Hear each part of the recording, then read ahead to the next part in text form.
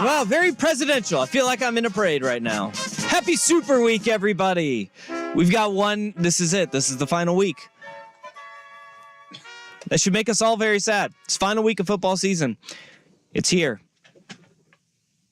It is. It's sad times. It's crushing you, isn't it? Sorry, my headphones decided to just stop working as we launched the show. Super fun. We wait until football season starts, and now football season is ending. This is... Thank you. It's very weird. The next 3 days How long of crying do you have for that drop? It's a long one. Jeez.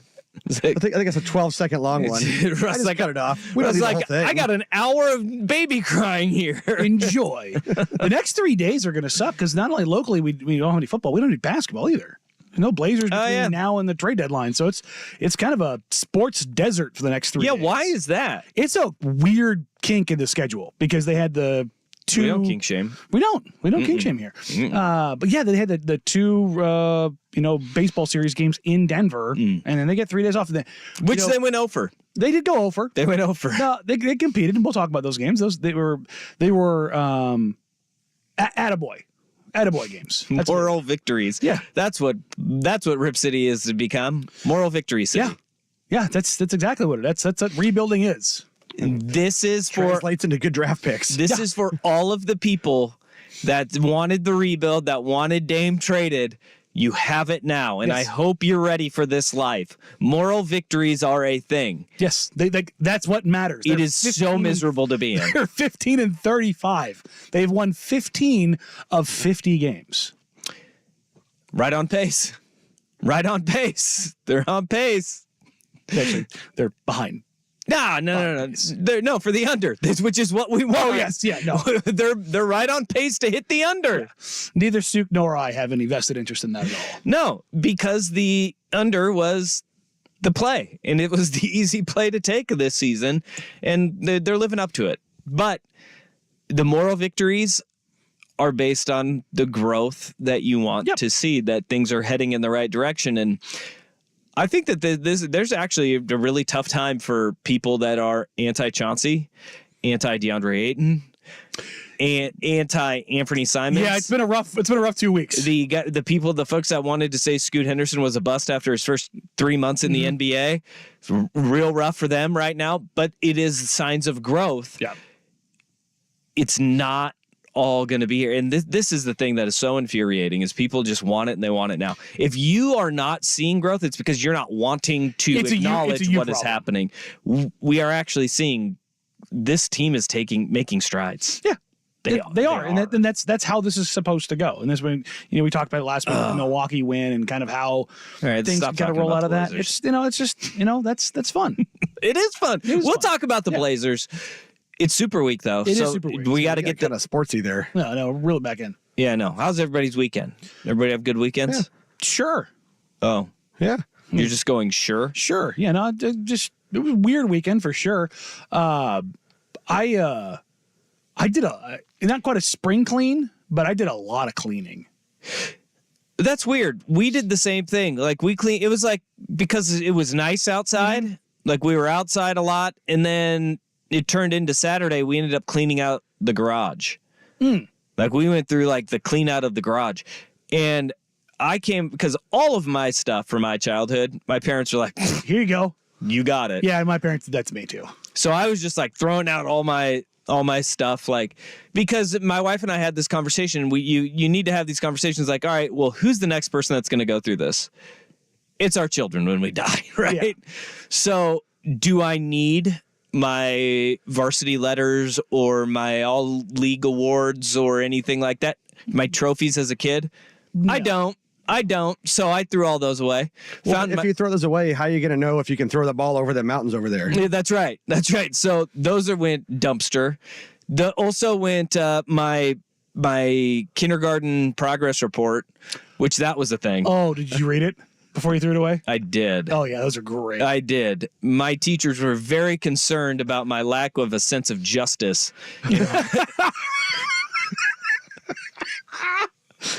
There was it started out, boy, you have a boy, and he's all boy. And I do love when he comes in his football uniform to school. But Dusty will acclimate to kindergarten well once, or I guess this was pre-K, once he hones in a sense of justice and not harming others.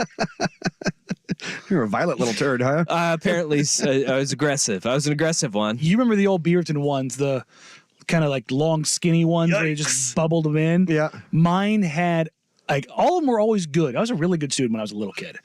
But the attitude area always had, like, there's a little section for notes for anything in there. And it always had something along the lines Did they have to attach addendums? Yeah, no, seriously. And it was always some version of he Please talks see too next much. page. Yeah. Talking is impeding the learning process. Yeah. That was what they put on mine. And Yeah, mine was sweet and caring with and have a good core group of friends, but watch out when they're together. Apparently, my sense of justice came down to I would, if people treated me or my friends bad, it wasn't going to go well for them. I did not have that sense of justice. The ride or die was early. Yeah. Yeah. And so we got rid of that. But I also found there were some treasure troves that I found. So I got a chance when I was a kid to go down to San Francisco 49ers training camp before the 94 season. Was that a good team? That was a historic team. Yeah. And I got pictures signed by Mike Walters, Brent Jones, Steve Young, Jerry Rice. Yeah. And they were like from the team photos. Yeah. And we had thought that those all but the Mike Walters one had gotten stolen when in a move. We hired movers, and it was like I had like these pictures as a kid, and it was like the Steve Young, Jerry Rice, and Brent Jones were gone. Yeah. And we were like, oh, those are gone. Well, I went to pop the Mike Walters one out of the frame that it was because it was like an old frame. They were all in there. They were all in there. And I called my mom. This is like 30 years ago now. It was like 28 years ago that we moved. And we thought that these things were gone.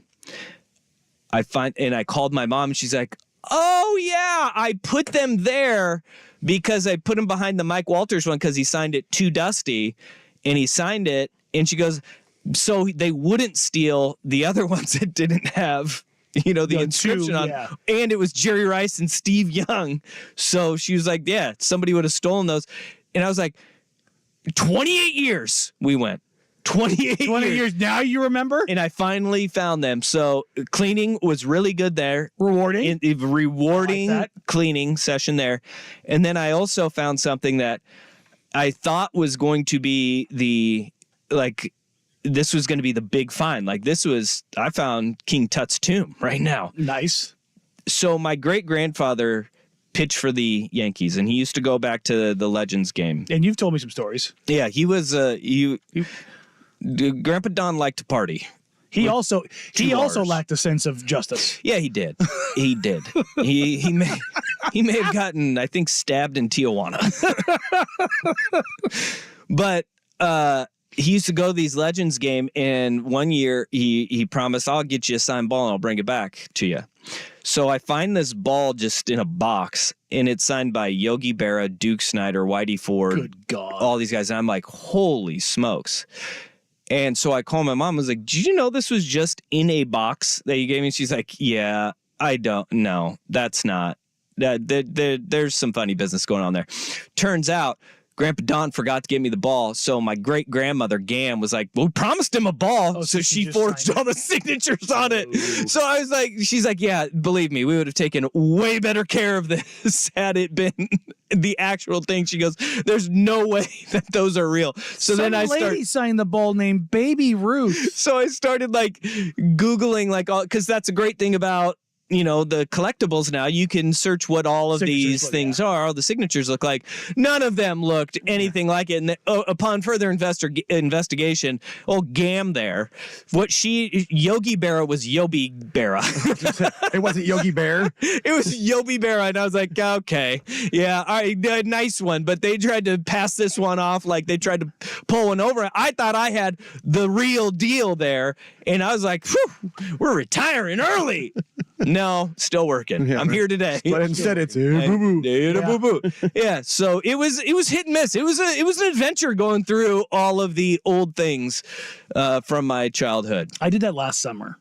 My parents Golly. dropped off the boxes of stuff, and I think I did about the same. I pulled some sports cards, some memorabilia, tossed away a lot of stuff, man. Yeah. I mean, the big black garbage bags going to the dump type stuff. I was like, why do I have so much crap? Yeah, we went through a lot, dude. But also rewarding to get all that stuff out Right. and just be like, all right, we got rid of a bunch of crap we don't need anymore. That's what I did. This Golly. Sunday, I completely cleaned out the studio because I'm getting ready to move it into the other studio, and my wife's going to take over that, and we'll have another room for the kid eventually.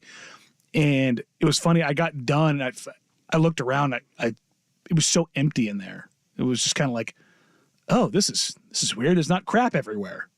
Because I am a you know this because you're in here every day with me. I am a spreader. I have stuff and I just spread out. Like I empty my pockets onto the desk. My bag. And that's when I work. That's what I do. Like I just take over my desk. And I get anxiety just thinking about that's that. my wife. Like I do not. Yeah. That is not me. You go in her office. It is immaculate all the time. My desk is just, and I have to like once a week. I have to like, okay, like clean and reorient and like do everything, like get started again. But like.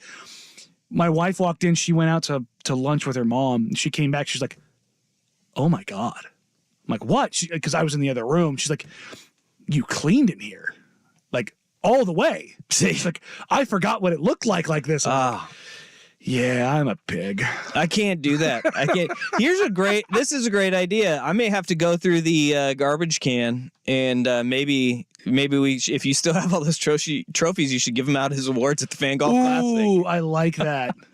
I like that. Yeah. Somebody can have my most valuable runner award. I like it. Glencoe High School track, babe. 2002. Just be like, what is this for? Why not have it? I feel like that's the kind of thing where it ends up on a rock somewhere on the way to the coast being shot. Yeah. Right? Yeah. You lived out there. I mean, I guess you're not really a gun guy. Did you ever take the random trip out, like drive off the road, a beaten path with a pack of guns and go blow stuff up? Yes, absolutely. Okay. That's kind of what you do during the slow times. That's what I'm saying, right? You live in the sticks. Yeah. Yeah. We did that one time. Oh, not one time. There was one time that I did that. Yes, the quarry. And there was a ricochet that came back, and it was straight out of the cartoons. Made the echo through the canyon kind of a deal, and came within a couple feet of somebody. That's not good. Yeah, no, it was terrifying. Yeah, you shouldn't do that. Yeah. You need to be more responsible than that. Yeah, it happened. Come on, Danny. Come on. All right. 1 in a million. Ready for this radio program? We got a lot that we got to get to today. We do. We sports there a little bit, but now we got to sports really hard. Yeah. Hey, update. So, hey, you know what I definitely will do? If I don't give the trophies, I will give away the forged autographs from New York Yankees legends by my grandmother, my great grandmother at the Fan Golf Classic. I'll give that ball away. I don't know. I think Yobi's turning over in his grave right now. It is 47 degrees here in Portland. An update. I am wearing pants. Yeah, congratulations. Pants. You're a normal human being now. Below 55, the pants went back on. Boy, it was beautiful this weekend, though. Fantastic. It was warm. Like, legitimately went outside. Dog was sunning herself on the porch, and I was like, what is happening here? It is February. Quite nice.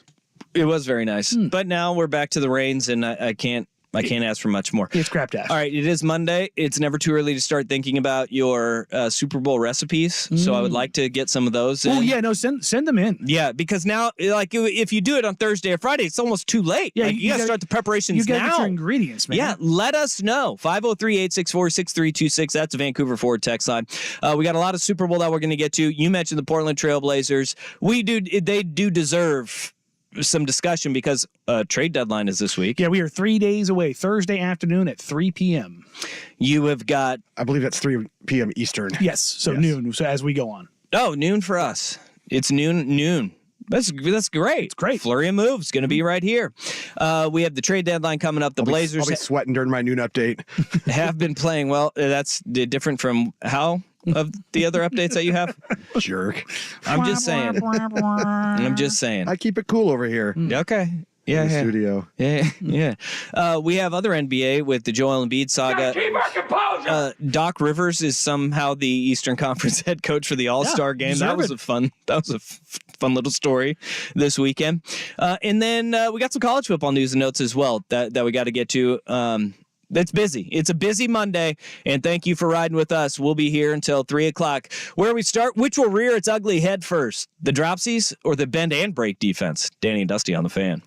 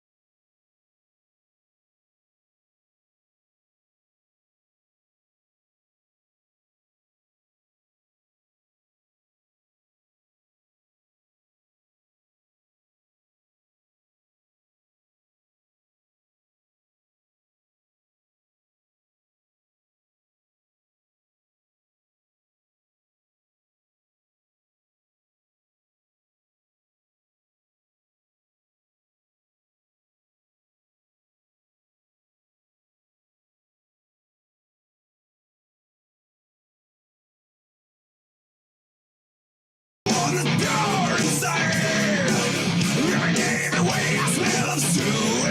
right, we got the Super Bowl coming up on Sunday in Las Vegas, Nevada. The stage is set for the 49ers and the Kansas City Chiefs. And two things are at play here. It's going to be the power of wills. As you've looked at the San Francisco 49ers, over the course of the regular season, they gave up 30 points or more just twice. Once to the Cincinnati Bengals, once to the Baltimore Ravens. Other than that, it was mainly a clean sheet with most of their scores 20 or lower all season long. As we've gotten into the playoffs, though, we have seen a steady decline at the end of the regular season. They give up 21 points to the Green Bay Packers and then 31 to the Detroit Lions.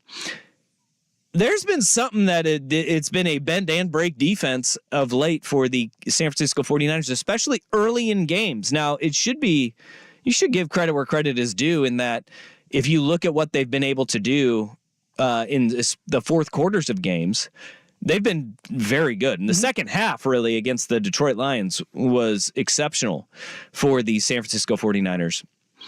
But you have that defense needs to be what we saw over the course of the majority of the regular season and not what we've seen in the back half of the regular season and really the playoffs, to be quite honest, when they've been playing better competition.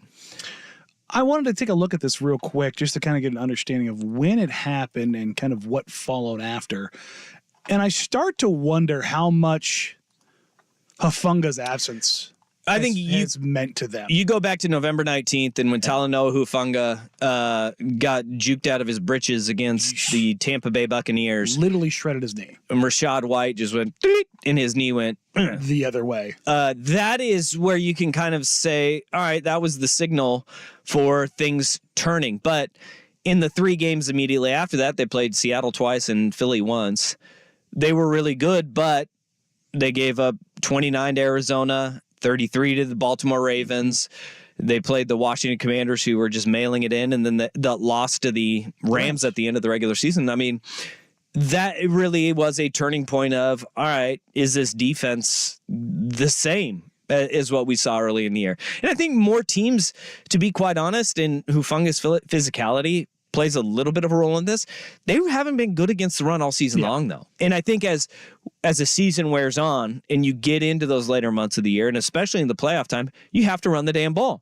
And that's what all of these teams that are having great success do, is run the football, especially outside the tackles. Which is really interesting when you think about like the guys that the 49ers have in that front and how physical and versatile they are.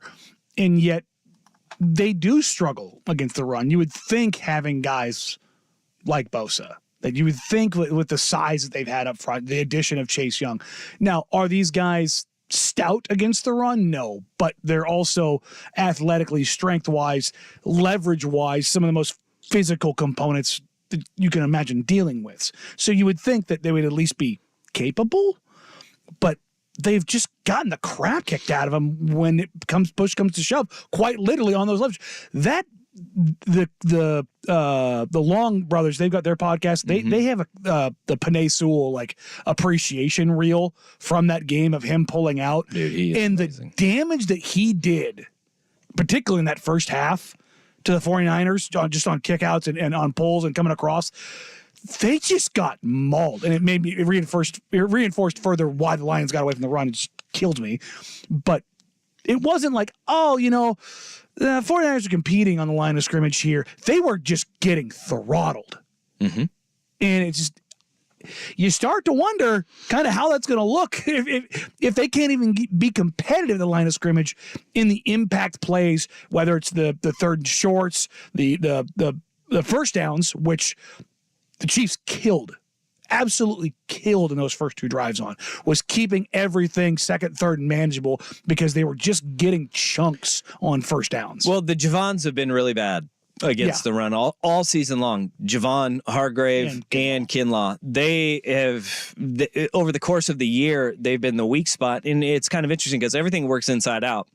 And when you have your defensive tackles who they're getting kind of bullied around, then it opens things up on the outside. It's amazing how that works, right? Because what you have to do as a defense is you have to use linebackers to fill inside. Pinch inside. And then all of a sudden, boom, the outsides get exposed a little bit more. And Chase Young, for as high as he was drafted, there's a reason why he was on the market at all. Yes. Via the Washington Commanders.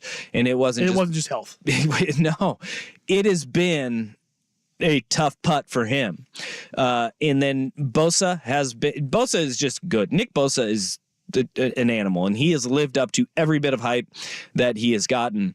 But whether it's the Javons or Young, and especially when you have those guys on the same side, just look at what Detroit started doing when you start motioning Penei Sewell to create mismatches. Motioning that man is terrifying. But that is kind of where that run game, and then all of a sudden you have to start creeping up, and boom, the passing game opens up for you. And that is where the bend but don't break defense turns into a bend and break defense. On the flip side of it, though, and look, there is something to San Francisco has won these games, and you mentioned why Detroit went away from it, because schematically San Francisco is telling you we are not going to let this happen anymore. And then the fumble from Jahmyr Gibbs obviously reinforces that did not help the situation at all. But then the pressure starts to mount, and you're not going to get that wavering from Kansas City like you did Detroit or Green Bay, for goodness sakes. You will get their best shot in they know who they are and an awareness of who they are, and they won't go away from it. And that's the beauty of Andy Reid. That's always been the beauty of Andy Reid. It is, but also because they have to. It has hurt them at times when he was like in Philadelphia, right? But it still is the truth with Andy Reid. He knows his game plan is ironclad because he is one of the smartest offensive minds in football ever. And you see how they come out in games and their adjustments, they're minor tweaks. They're not sweeping overhauls. You're not taking changing their identity, and throwing it in the trash. They're patient with what they are and who they are, and it pays dividends for them, especially when you have a quarterback like Patrick frickin' Mahomes. Yeah. But one thing that they have had to lean on, and they haven't looked as scattered when everybody's like, the offense is in disarray, Well, they have committed to the run more with Isaiah Pacheco, and their receivers have caught the damn ball. And that's where it comes down to. Which one will it rear its ugly head again and the drops come back this week in the most important game? Because they've been super reliable all throughout the playoffs. But in the regular season, where we have the larger sample size, just greased pigs everywhere. Just couldn't hold on to it. So does that rear its ugly head again? Or do we see the 49ers defense, which was very good during the regular season, kind of settle in and revert back? Larger sample size. And that's always kind of the thing is you take a look at how things shape up. If I told you that Joe Flacco had his run that he did as a Ravens quarterback that got him paid, that goes against the grain of what we've seen. But that's also not normal entirely. You get teams where you go on runs and spurts and things go well, but usually after a month of it, all those storylines kind of go out the window come Super Bowl time.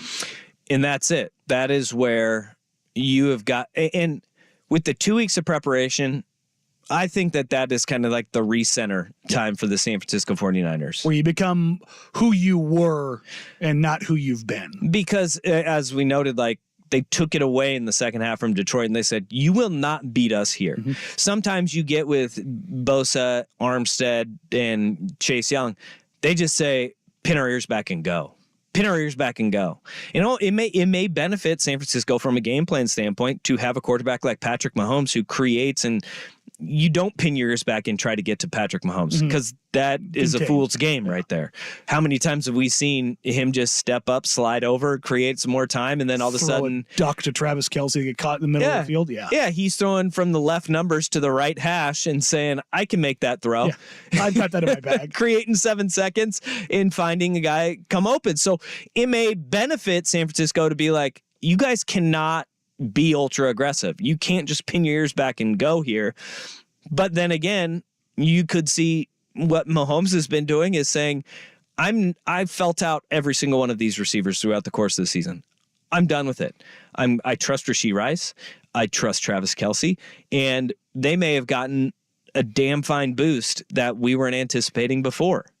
Jerick McKinnon has been activated off the IR, who is another great receiving running back who just so happens to have some familiarity with the San Francisco 49ers. Might be useful. He played for them. Also, always better to feel out than feel up. Well, it depends. Yeah, Depends. Well, particularly wide receivers. Okay. Yep. That's good and noted. Absolutely noted. 503-864-6326. That is the Vancouver Ford text line. Your dollar goes further at Vancouver Ford. They treat you right before, during, and after the sale. Visit them online. VancouverFord.com. Some of your feedback next. Danny and Dusty. Here's Rust. Sports. It's a Super Week edition of Danny and Dusty. Brought to you by George McCoy at Warren Allen, attorneys at law. Now, from the Fan Sports Desk, a Sports Center update on 1080 The Fan. This update brought to you by Stanford's. This classic American steakhouse has exactly what you've been craving. Visit them in Clackamas, Tanasbourne, or online at stanfords.com. First on the Fan, the Trailblazers came up empty in their two-game set against the Nuggets in Denver over the weekend. They've now got a few days off before starting a 7-game homestand, starting with the Pistons on Thursday.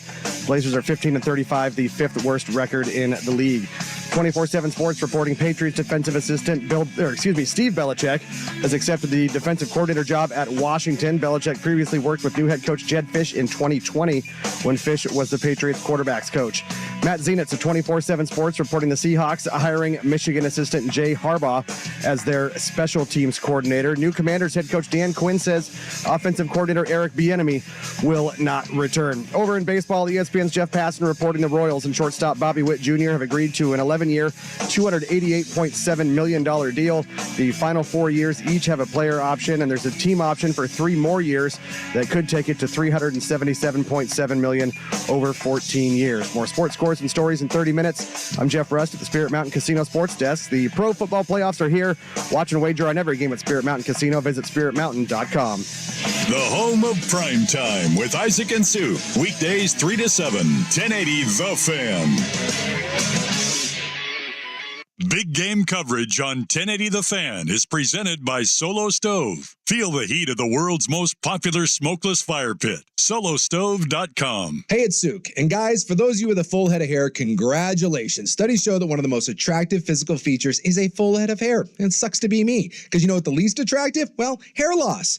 And some say that no amount of cars or houses or success can make up for balding, as it leaves the greatest lasting impression. But it doesn't have to be that way for a lot of you. For me, it's too late. But Advanced Hair has the quick one-day solution for a lot of your hair losses that can make you look 10 to 20 years younger. No more expensive pills or topicals, just your very own natural hair guaranteed to grow. Advanced Hair has improved tens of thousands of lives, and I sure wish they were around when I went bald decades ago. Did I mention with Advanced Hair, your own natural hair begins to grow the very next day? So for your free, no-hassle consultation, call 503-832-HAIR. And if you qualify, you get $250 and 250 free hair grafts. That's 503-832-HAIR or advancedhair.com. Do you have 3 ex-wives and your current trophy wife wants a life insurance policy 3 times the size of the policies you had to purchase for your previous mistakes?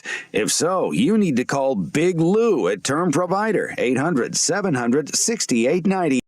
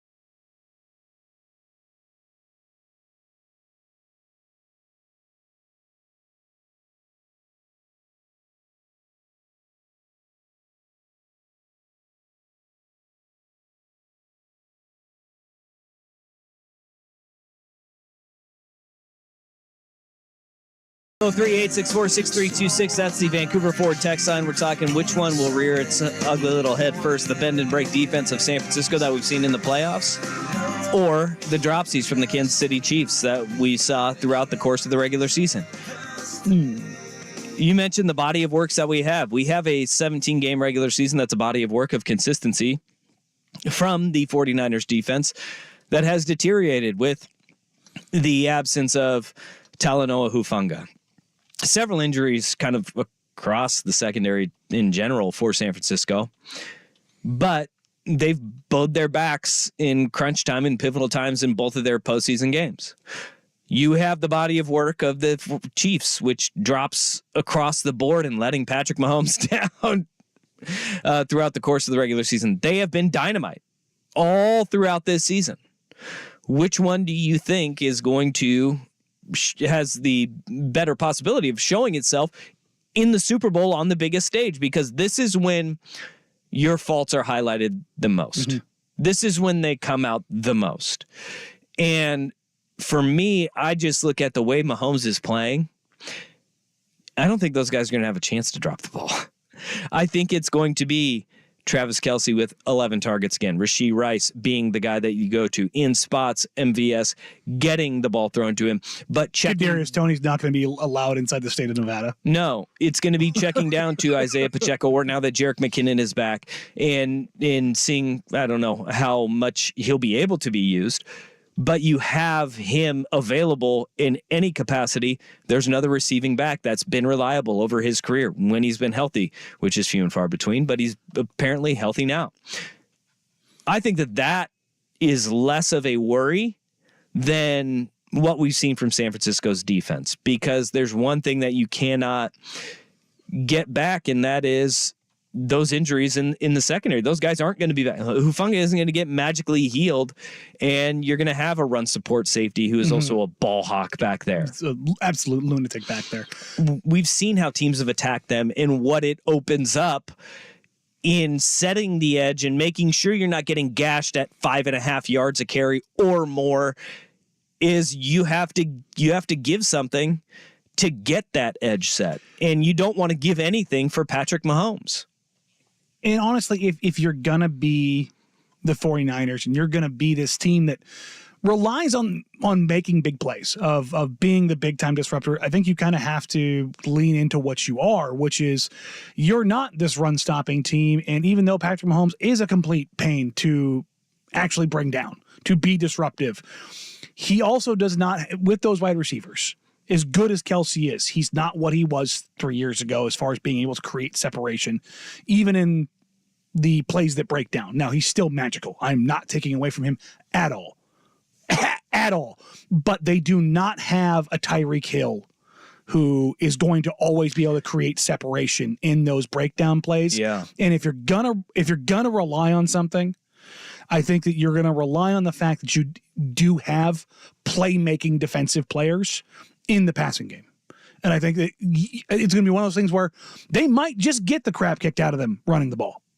I think to highlight this text on the Vancouver Ford text line, 49ers are decimated in the secondary, and it should be noted that you play better offenses in the playoffs. Well, yeah, you do, but they played some pretty damn good offenses over the course of the regular season. They did a really good job. They were a great team, so they had a tough schedule. But this one says Kansas City's been lights out in the first half and disappearing in the second half of playoff games, while the Niners have done the opposite. Will be interesting to see how it plays out on Sunday.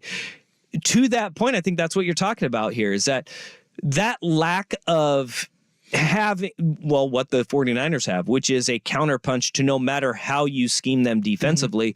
This is what it's going to come down to. I do anticipate Kansas City and Andy Reid, because of the way that he is wired, what we've seen from him over the course of his 20-plus year career as a head coach, is that we will see a team that comes out and they will exploit every single thing that they can early in that game. And San Francisco is going to have to adjust, and they're going to have to play that takeaway game to the point of they don't have weapon after weapon to rely on like San Francisco does. Will they be afforded to white knuckle this thing to the end? Yes. Like they did against the Buffalo Bills? Because that's what they did against Baltimore. It's just Baltimore played right into their hands. Yeah, that was sideways. But I mean, you look at the They Bills, played conservative, and then the Bills. I mean, the Bills game. It wasn't Josh Allen because he was incredible. He had other guys just didn't make plays, and that game goes differently. We're not talking about the Chiefs right now, obviously. I mean, you take a look at just the fourth quarter alone, the things that had to go right for the Chiefs. Now That's what great teams do. but I mean, when you talk about the playmakers, if you're looking at the Bills and the 49ers, who do you trust to make the plays? 49ers. And I think that's ultimately what becomes the difference in this is that the Ravens shied away from who they were. The Bills faltered, where I don't think that the 49ers are going to falter or they're going to shy away from who they are. But if you're looking for that little crack, and if you're a 49ers fan, this is where you have a little bit of hope, is that Shanahan's stubbornness, or lack of stubbornness, I should say, didn't falter last week against the Lions. He stuck with it instead of scrapping everything and throwing it away. I think if you look at how that played out, that might feed into this as opposed to being the guy who says, all right, screw it, we're going with something else, and instead sticks with it because he does have those playmakers on both sides. The more I think about this game, and I've just kind of been sitting there, and it obviously will marinate for this week as well, but it feels like that 47.5 total. I feel it just feels like we're going to get a lower scoring game. If you love football, this Super Bowl is going to be amazing because it will turn into a chess match. But if you love points, I just don't know if we're going to get the explosion of points that I feel like it's 23-27. It kind of just feels like it'll be a lower scoring game. Yeah. It just has that feeling. Well, a big part of that is 23-27 hit the over hits there. It does, but I think it's just enough because it's because of the weaknesses in the 49ers. I think it allows, because you look at the Chiefs, they haven't been this explosive offense that pours it on you. They just wear you out, where they haven't played any team that has had the offensive components that the 49ers have, where you're going to have to maybe do a little bit more, which I think pushes the total up a little bit. I love this game. I love this matchup. It's a great matchup. I just hate both these teams. It's going to be fun as hell. I love both these teams. I think they're both great. This is fun. You being a Raider fan, you are definitely skewed in this because you can't have joy after what happened this weekend. Hey, let's talk about that. Danny Dusty on the Fan.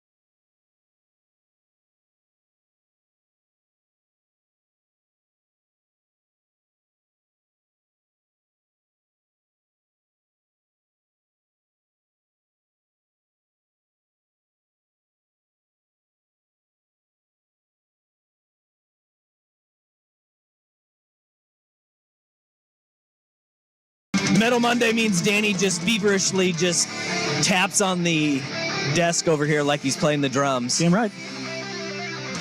That's why my parents bought me a drum kit when I was 10 years old, because I used to just beat on everything.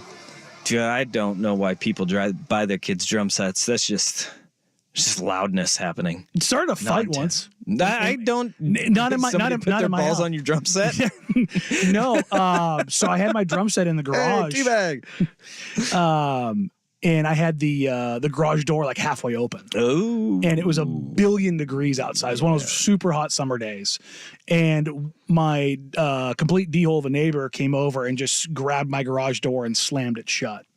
You know what? I don't mind that neighbor. Yeah. Well, I think that's fair for the neighbor to do. well, I mean, Maybe he should have said, keep it down. yeah. It literally, it started a whole thing. And my dad almost beat No way. crap A out of the scene neighbor. was made at the meringue home. Well, the funny thing is we kind of lived in a weird kind of quasi cul-de-sac. Like it drove through, but it had like a big giant opening in it. And he was the one the furthest away.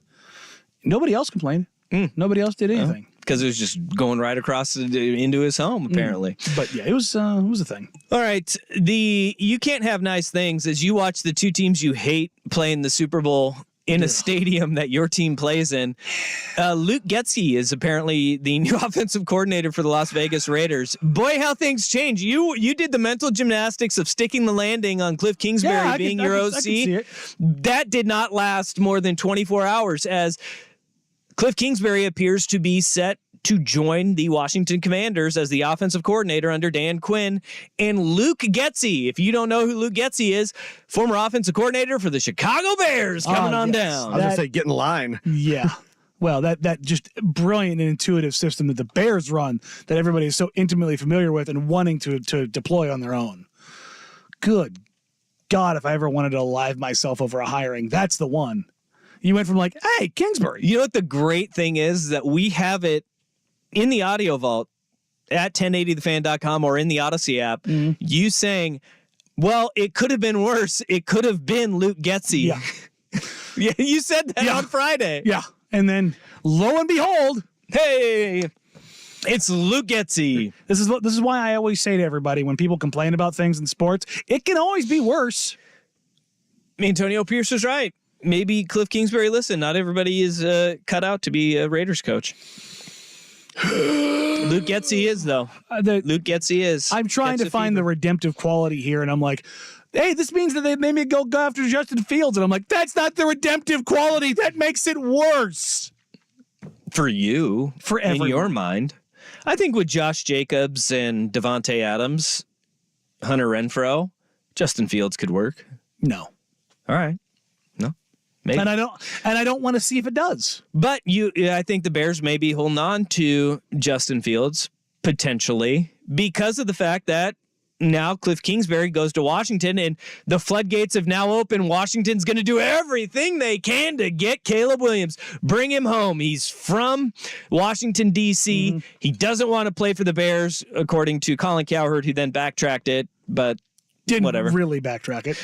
And now you have Kingsbury, who worked with him as the quarterback's coach at USC, calling plays in Washington. Washington may have just leveraged themselves out of any sort of deal that they could get to trade up for the number 1 overall pick because everybody knows that they want him. And now the Bears are going to be like, all right, well, if we're going to get just a ton of assets for this thing, we'll listen to anybody and everybody that wants to jump up and potentially get Caleb Williams here. I just have a reeling suspicion the Bears are going to mess this up. How are the Bears going to mess up? By taking Caleb Williams? No, by keeping Justin Fields. Oh, yeah. I wholeheartedly feel like we may be inching closer to that being the reality because they can't take Drake May because their fan base is just going to revolt and be like another North Carolina quarterback. You can't do that to us. No. Like that just, even though that's unfair to Drake May and it could be unfair to their evaluations of him, but it would be like Joe Cronin drafting a 6'3" guard in the draft right now. Like they could not do it. He could be the number 1 overall prospect, and it would not matter because everyone's going to look around and go, no, we've been down this road before. We're not doing this again. And you look at Chicago, they're looking at that going at a North Carolina quarterback with a limited resume and going, nope, Nope, no, I don't care. I don't care if it's a different GM. I don't care if it's a different coach. I don't care what it is. We're not going down that road again. And it's dumb, but it's just as dumb as, my bias against Ohio State quarterbacks pre CJ Stroud. Once you see it happen enough times, you're just like, nah, I'm good.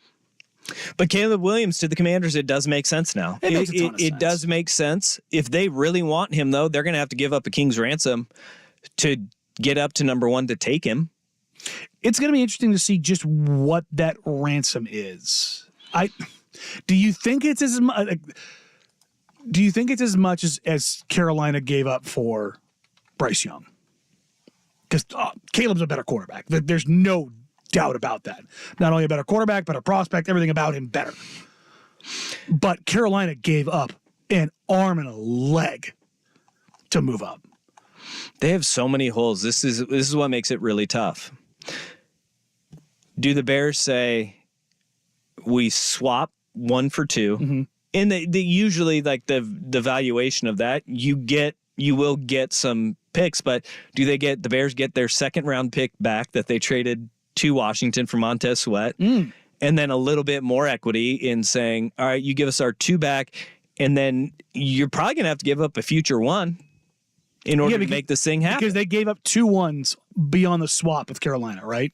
So Carolina gave up the swapped 1s last year, and then they gave up 2 more 1s. So essentially you would look at it as swapping 1 and 2 for Montez Sweat and a future first.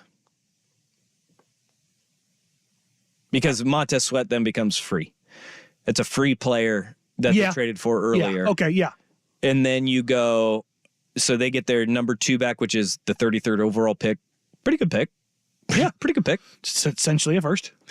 And then you move forward from there with the 2025 first round pick. Is that going to be enough? Or does the leveraging of saying, if you don't get Caleb Williams, what is your plan offensively with Cliff Kingsbury? We want more. Bring more. Their leverage is like, fine, we'll take Drake. You keep Justin Fields, and we'll see how this goes. The Caleb Williams that's the flip side, leverage is they know that they can't take Drake. Let's see what we have here with the leverage that the Bears have. Let's get back to this, because the Commanders are losing their leverage by hiring Cliff Kingsbury, making it very clear we want Caleb Williams. The foreshadowing is there. But what leverage do the Bears have in all of this if Caleb Williams says, no, I don't want to do this? Danny Dusty on the Fan.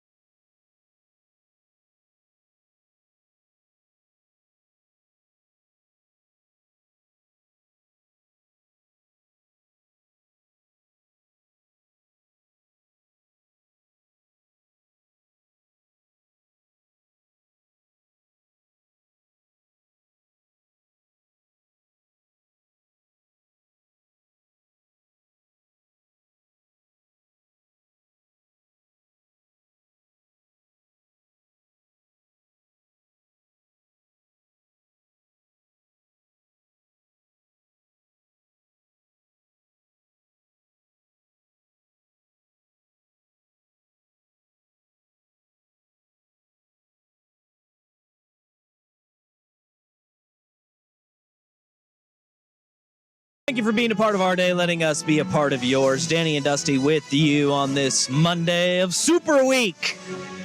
Party on, Wayne. Party on, Garth. We were talking about the Commanders' hiring of Cliff Kingsbury as offensive coordinator.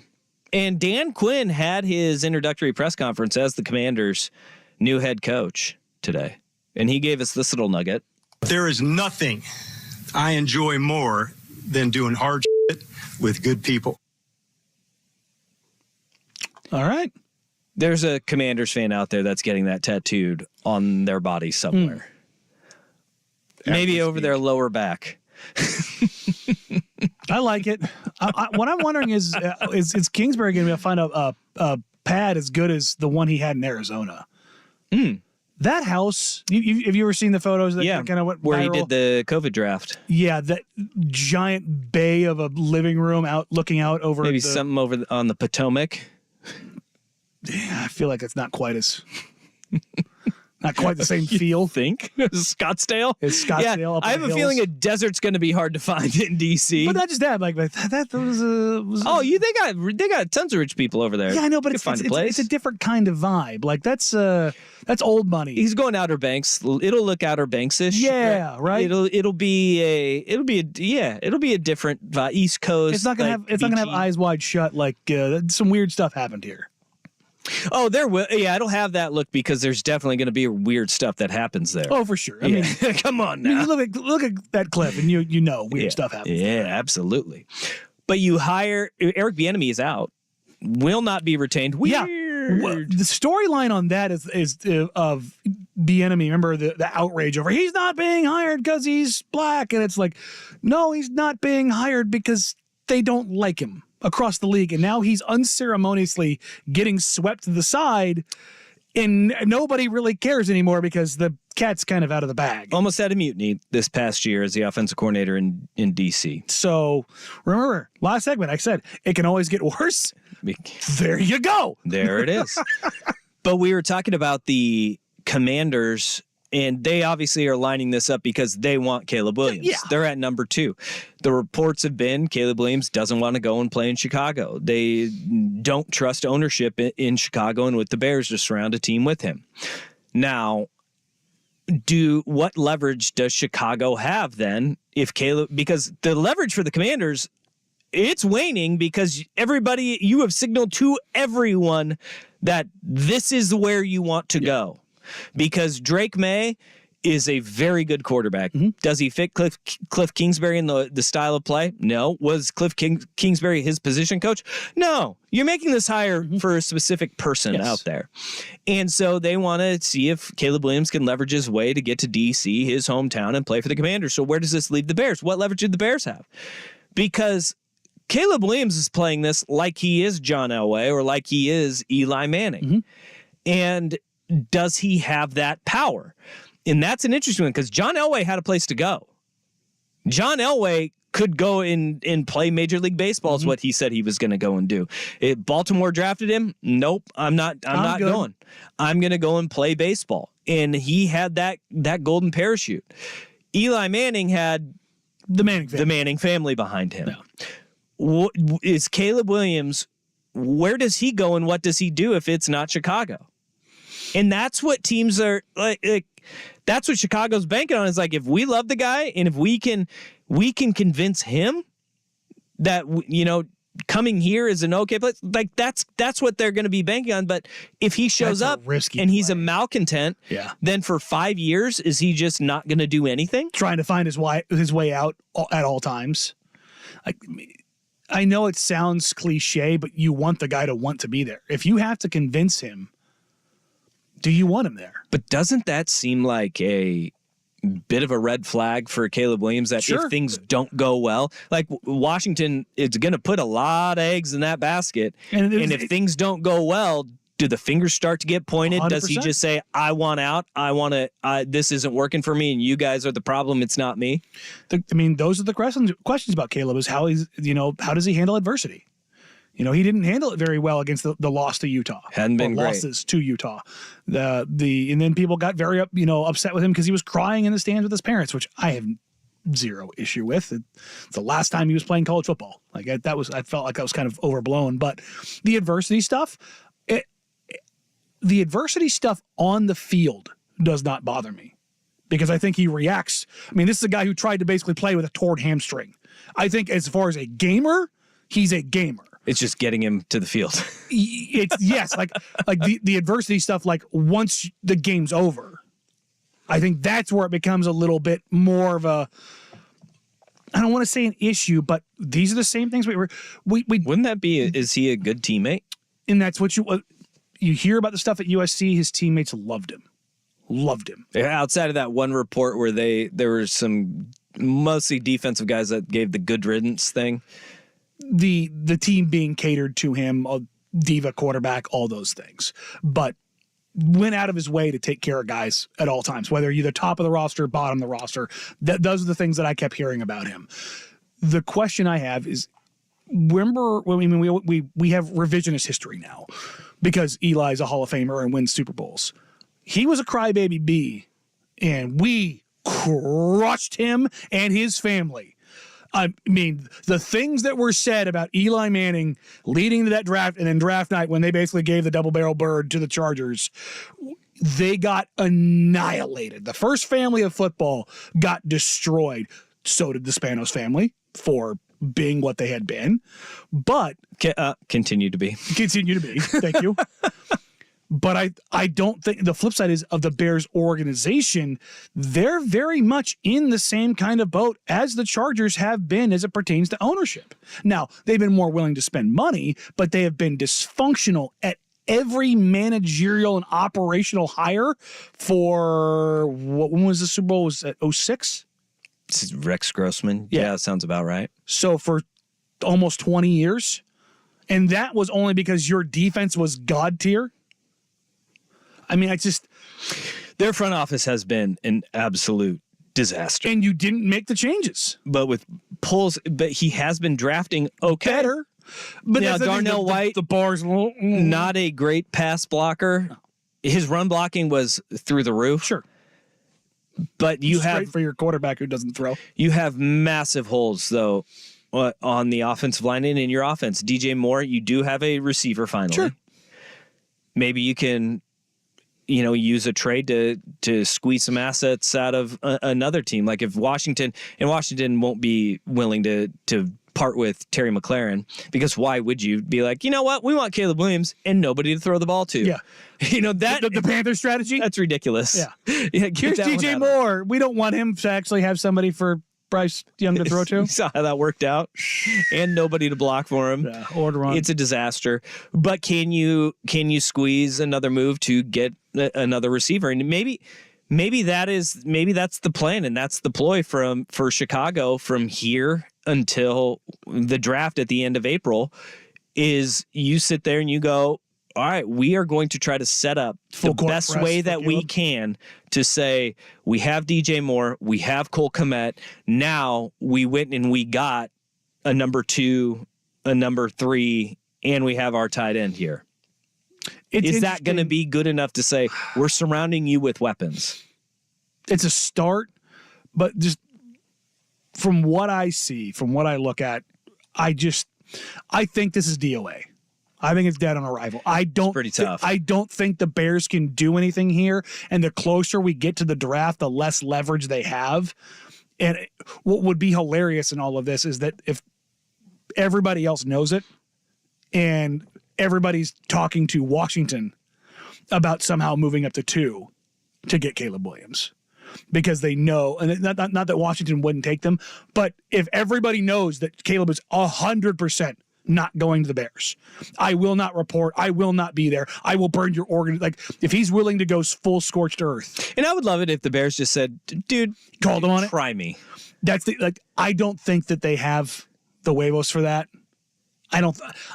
There's maybe 5 organizations I think in the NFL who would be willing to do that because they have so much capital that they could. If they're that dysfunctional, they do it. Well, I guess that's the other side of that coin.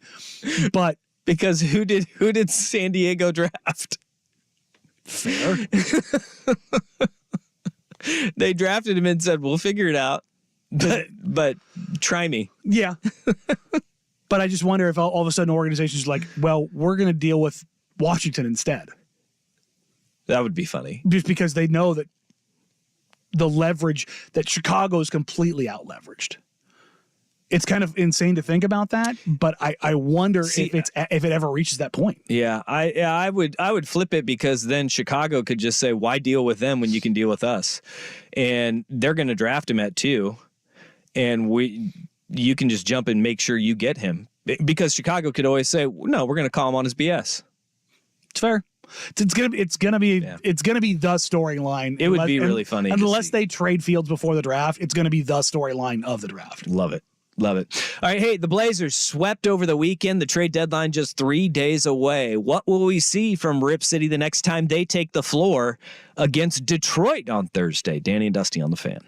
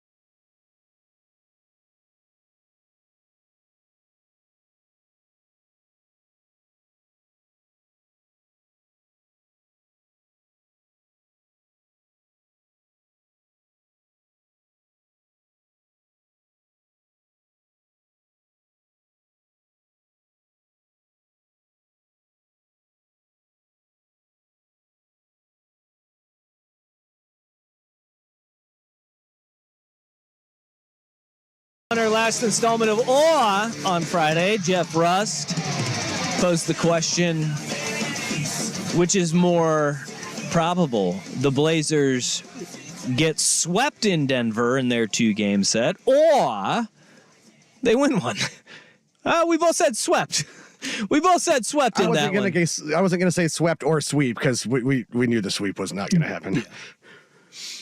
Yeah. The thing is, yeah, that's right. The Blazers, they did acquit themselves. I thought the Blazers played pretty damn well in their 2 losses in Denver. 120-108 on Friday, and then yesterday a 112-103 defeat at the hand of the Nuggets, where they came out fire, man. 37 points in the first quarter. It was like, whew, all right, here we go now. Yeah. And then just the slow trickle of this team does not have depth, and they got tired and wore out. Yeah, 2 of the best players, Jeremy Grant and Malcolm Brogdon, both out. So it's not exactly a surprise. Friday evening, you come out again. I will never forget this as long as I'm alive and covering basketball. We had Terry Porter on Outsiders one night in the 2019 playoff series. And he got there probably an hour early. And I asked him about playoff stuff and playing in Denver. And when we started talking about playing in Denver, especially in games that matter, his eyes just kind of like glazed over. And he was like, oh, man, there is no worse place to play. It just sucks. He goes, that altitude saps every last bit out of your legs. And if you remember Terry Porter in his prime, there were not many athletes in better shape than Terry Porter in his prime.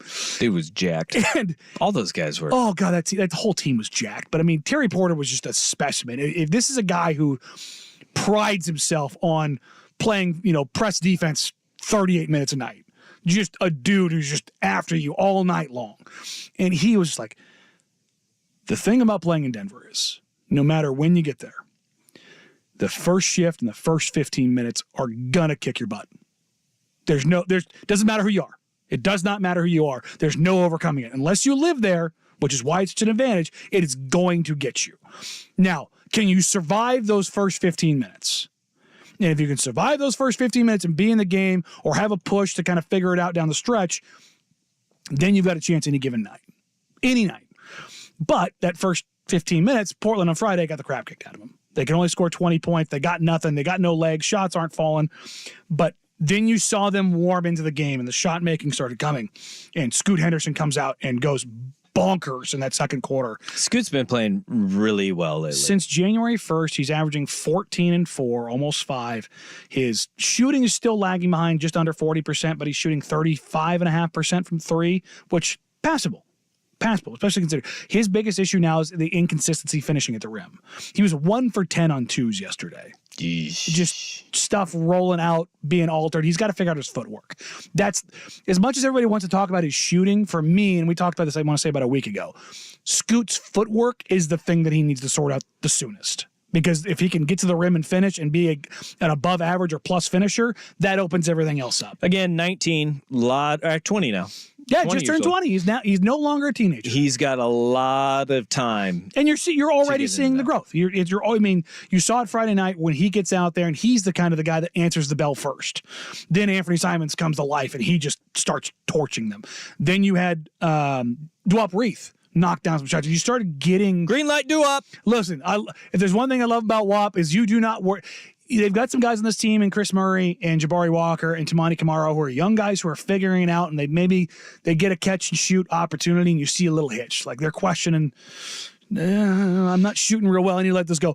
Couple of them last night with Tamani. Yep, but it hits WAP's hands. He's open. That thing going up. No questions about it. It is the Wes Matthews of bigs.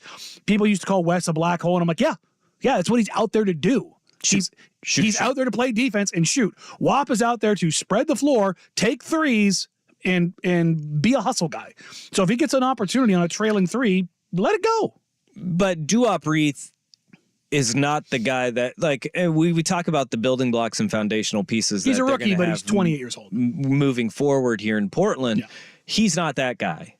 I think what you're seeing is a lot of those building block guys, though, and look, Chris Murray experience, starting lineup, and he came out last night, and did he have this incredible game? He had 8, 2, and 2, but you saw the comfort, you saw the confidence. Go back to the beginning of the year. I know for a fact he was struggling with his confidence. It hurt him.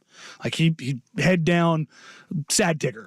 But there are growth signs almost at every turn, which I think it tells you that whatever you think about Chauncey Billups and his ability to coach his team to a championship, what he's doing right now, this team is growing. You're seeing the benefits, and you got DeAndre Ayton's best game out of him last night. DeAndre Ayton has been playing lights out since he has reacclimated himself after the knee tendonitis.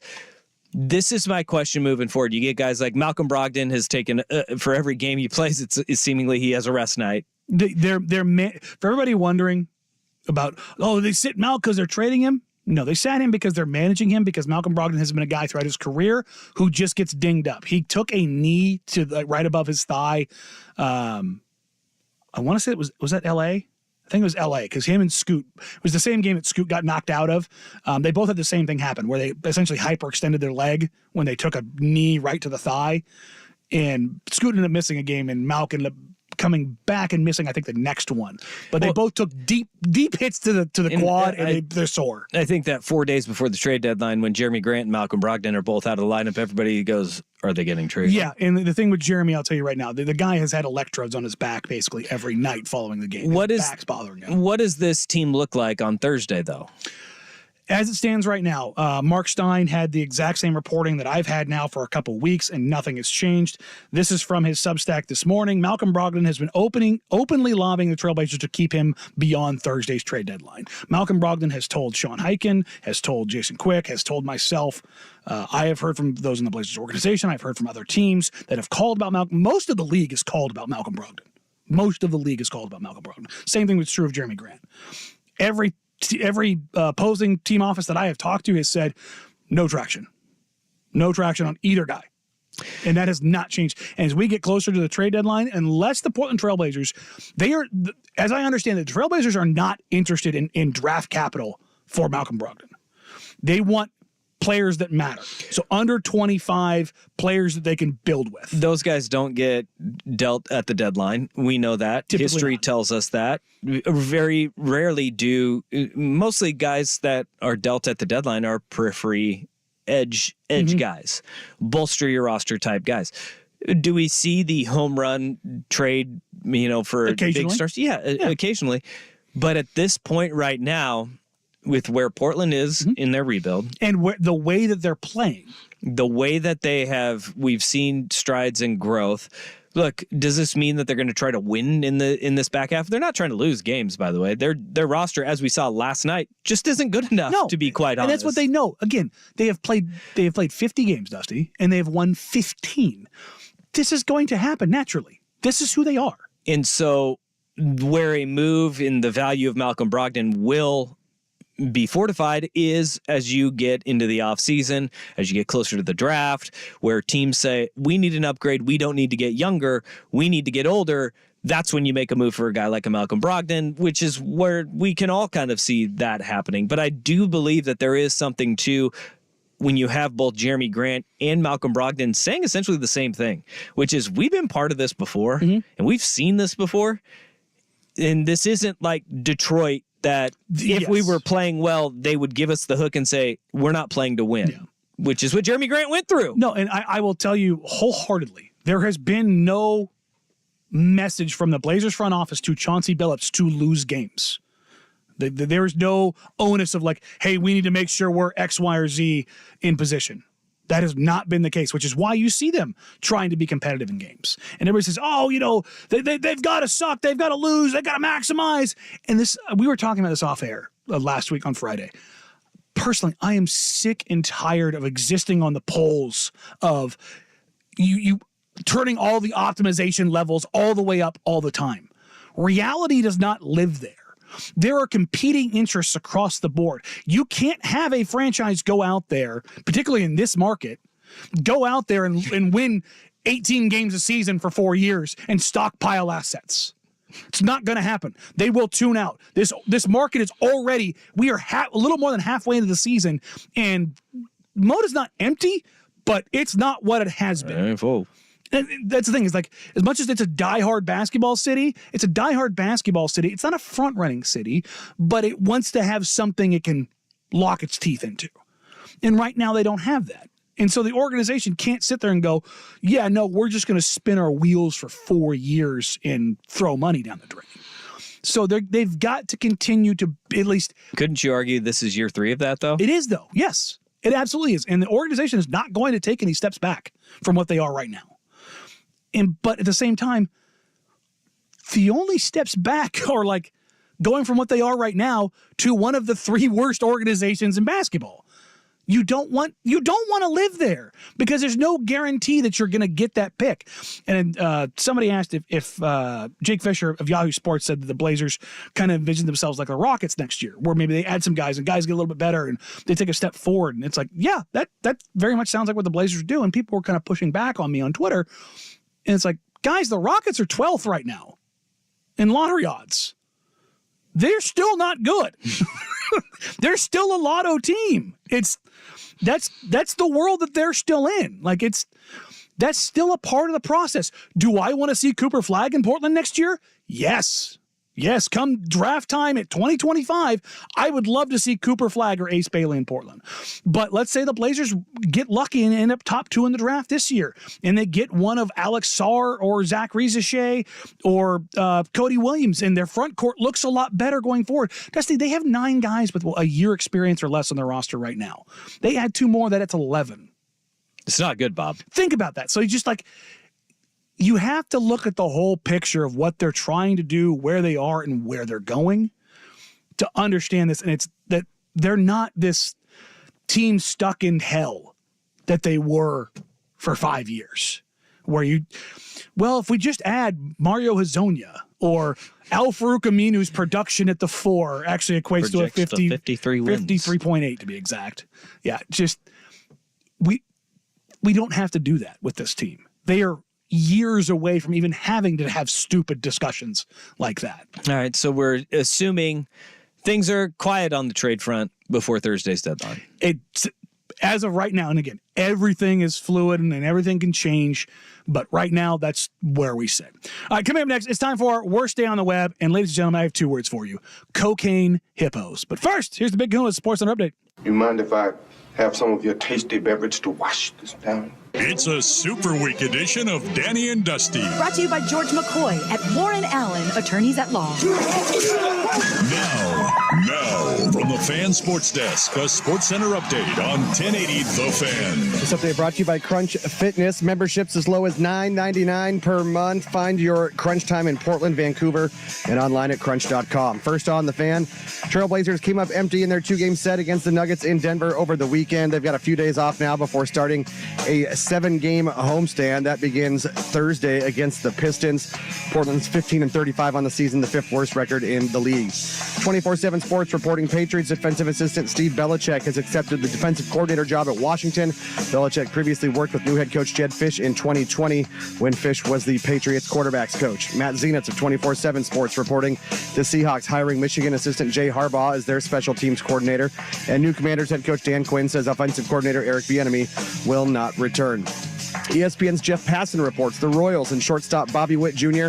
have agreed to an 11-year, $288.7 million deal. The final 4 years each have a player option, and there's a team option for 3 more years that could take it to $377.7 million over 14 years. More sports scores and stories in 30 minutes. I'm Jeff Russ with the Spirit Mountain Casino Sports Desk. The pro football playoffs are here. Watch and wager on every game at Spirit Mountain Casino. Visit spiritmountain.com. Tired of getting dinged by subscriptions? We won't send you a bill. Portland's sports leader, 1080 The Fan.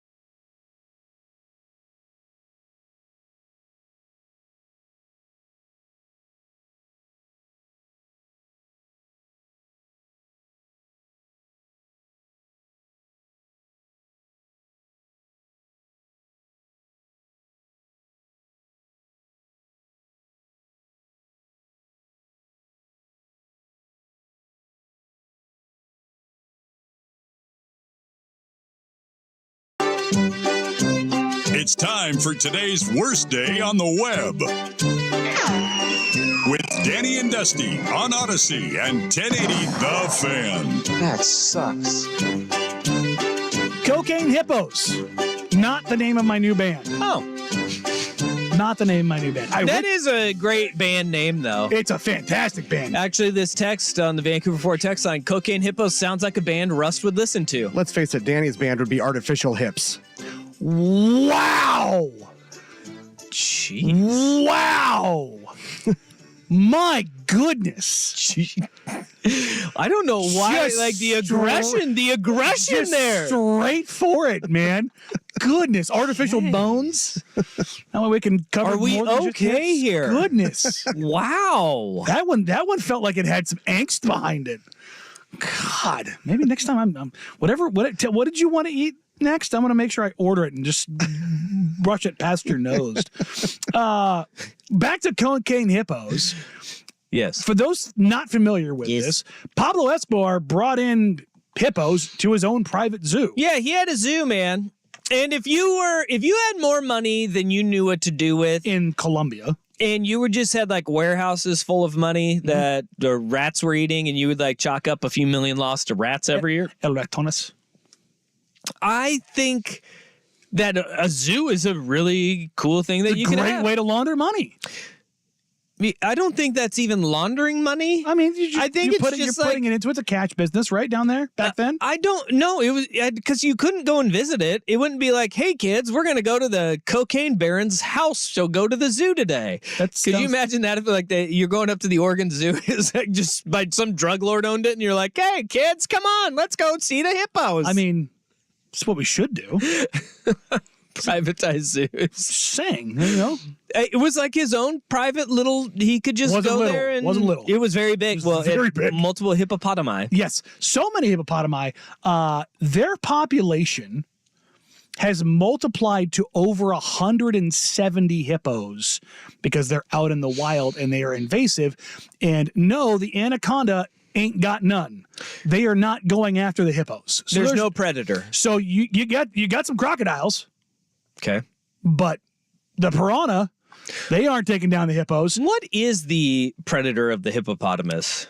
I would imagine in Africa, it's the Nile crocodile or maybe a lion. Okay.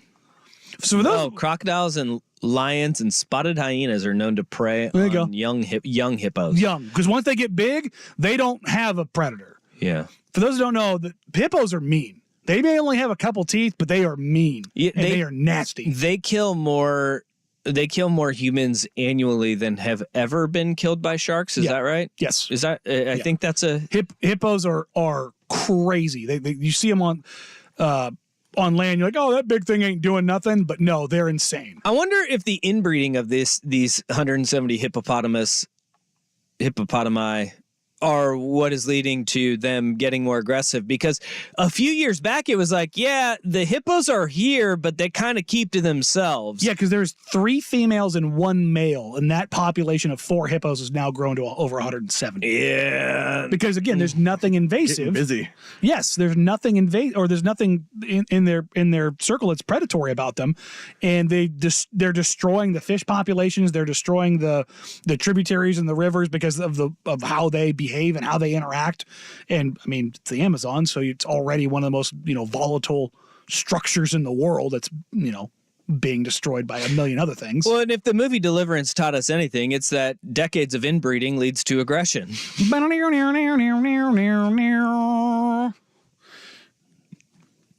Nothing. Probably translates to hippos too. I would imagine. Do we have like the Hills Have Eyes version of hippos here? I think that's what we're getting there. Is that what we're getting at? Are they killing people yet? They are attacking people.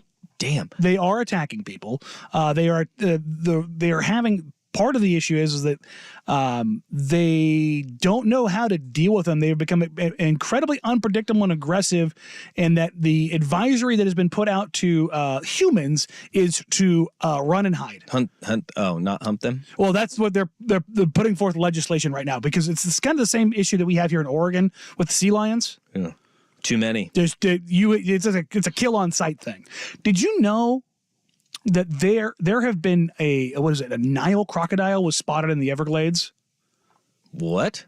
I would imagine some collector, some pet dude let one go the same way that we have the pythons, and they have a kill on sight order now in Florida on those. So I would imagine we're going to get there with the hippopotamus. Well, why can't the poachers just go take care of that? Yeah, I don't know. I'm looking at this. Can't be true. What? I'm looking at animals that you don't know are deadly to humans. Mm-hmm. I'm on discoverwildlife.com. What do we got here? That's it's an arm of the BBC. Oh, okay. How many hippo deaths are there each year? How many humans die at the foot of a hippopotamus? I'd say a couple hundred. 500. Yeah. That's crazy. Those things are mean, man. Elephants, how many? Ooh, 300? 500 as well. Yeah. But the saltwater crocodile, 1,000 deaths per year. Yeah, well, here's the issue. You have water shortages in a lot of places, particularly along the Nile corridor, where you have to put yourself in a dangerous position to go get water. And they will run deep down that Nile. These are all humans that die. 2,500 deaths per year from parasitic worms. Oof. That's gross. Getting inside you. Yeah. Scorpions, 2,600 deaths a year. What? Yeah. Yeah, they can screw right off. Really? It's that high? Mm-hmm. Mm-hmm. I didn't think they were that bad. Like, don't get me wrong, it sucks to get stung by a scorpion, but I didn't know they were deadly. Yeah, I don't know. That's again, I am no really Scorpionus order expert here. Assassin bugs, 10,000 deaths per year. I don't even know what that is, but it's Central and South America. They'll kill you. Gosh, South America now. Colombia's got the hippos and the death bugs. I'm out. The Arizona bark scorpion is the only deadly scorpion present in the U.S. Well, there we go. See, it's not that bad. This is why I like living in Oregon. That's why I like living in Oregon, because I have not named an animal that is killing all these people that lives in Oregon. Well, and according to this texter, hippos don't have to worry about paying their bills either. He says full-grown hippos don't have creditors, just like rhinos, elephants, and a few others. Hell, creditors. Watch out for the IRS. They'll get you. Freshwater snails. I think we may have those, but they kill 200,000 people per year. That seems aggressive. How? Poisoning them? Yeah, they're just poisonous and people eat them. That many people are eating them? Yeah. 200,000? I don't know. That's not a lesson you learn twice. They also can contaminate fresh water. And so what happens is, like, they will release their poison in the water that you're in, and it can penetrate your skin. Yo. That doesn't sound fun. Where the hell is that at? So I can avoid that one. That's a new fear. New fear unlocked. Awesome. Yeah, you're welcome. Good night. And then, look at this. Outside of mosquitoes, which kill between 725,000 and 1 million people each year. Yeah, that one makes sense because they transmit diseases. The biggest killer of humans are, in fact, human beings. No way! Yeah. Not surprised there. Yeah, about 500,000. Yeah, those malaria pills work for a reason with mosquitoes. Goodness, I had no idea about most of these animals on here. Yeah, the snails, that made my skin crawl. Yeah, because they'll just, they'll poison your water. Suck it, cocaine hippos. Poison you. But a hippopotamus, and they're like, they're coming up to schoolyards in Colombia. Yes, which again, like Colombia, It's quite the recess. Yeah, don't just because friend shape does not make friend. Do not try to boop the snoot. Yeah, the hippo though now I'm thinking hippo and elephant.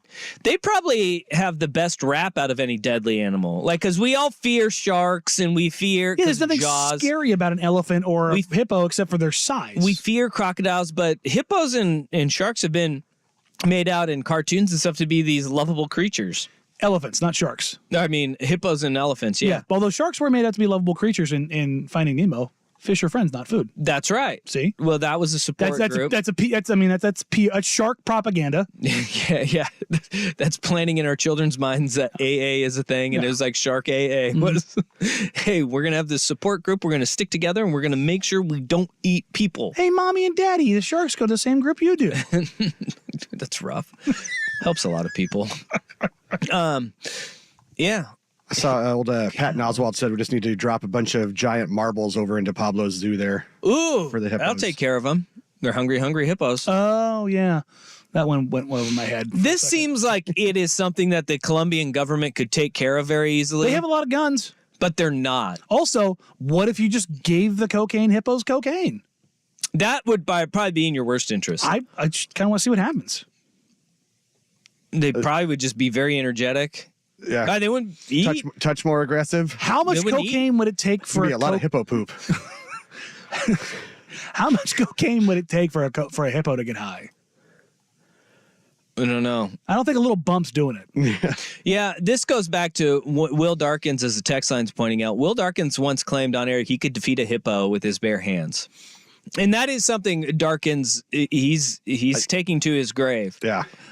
He's hit the point of no return. Let's set that cage match up, and then I will put all of my money on the hippo. Yeah, but the hippos are also fast. That's something dumb people don't fast on land. People That's what don't know that. Top speed of 19 to 28 miles per hour. Yeah, and they weigh like what, 3,000 pounds? Yeah, it's zigzag. Yeah, he's got a zigzag. It's got to be straight lines. Serpentine. Straight line speed. Imagine getting raw. And then in the water, it's not that they're fast swimmers. They run along the bottom bank. Oh, not just that. Have you seen them do like the whale swim? Yeah. And they breach. It's terrifying, man. Something that big should not move that fast. So there you go. Cocaine hippos. Hippos make great D tackles. Yeah. Just put them in a one. Just to run stuff. 49ers. That's the Vince Wilfork. Not getting through that A gap. See, this is why the hippopotamus needs to be. I think it's a great mascot. There's a hippos. There's one. Yeah, school why in don't Texas we have that enough has hippo? Like what? I think it's a lost space there. It really is, because like you can do some great cartoon work with. What hippos. is it? I think it's the Hutto Hippos down in Texas. They're like football powerhouse. They're the hippos. Look, Hillsboro could be the hippos. That would be a great one. That's the Hill High Hippos. It's better than Spartans, right. Yeah, Spartans are everywhere. Yeah, The hippos. That's where you can make some money. Just saying. All right, coming up next, speaking of making money, the NFL continues to just plow through all of the billions of dollars and yet still put their teams on terrible fields. Danny and Dusty, 1080 The Fan.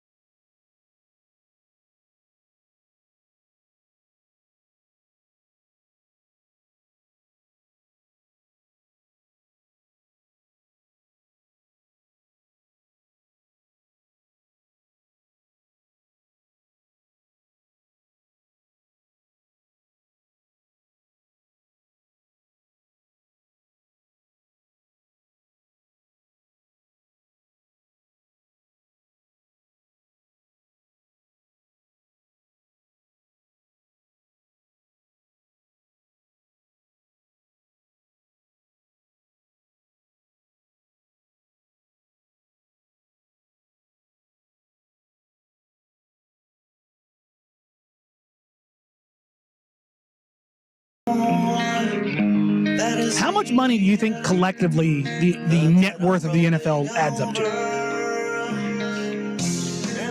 Are you talking like owners and team valuations, and then their annual income's around $20 billion?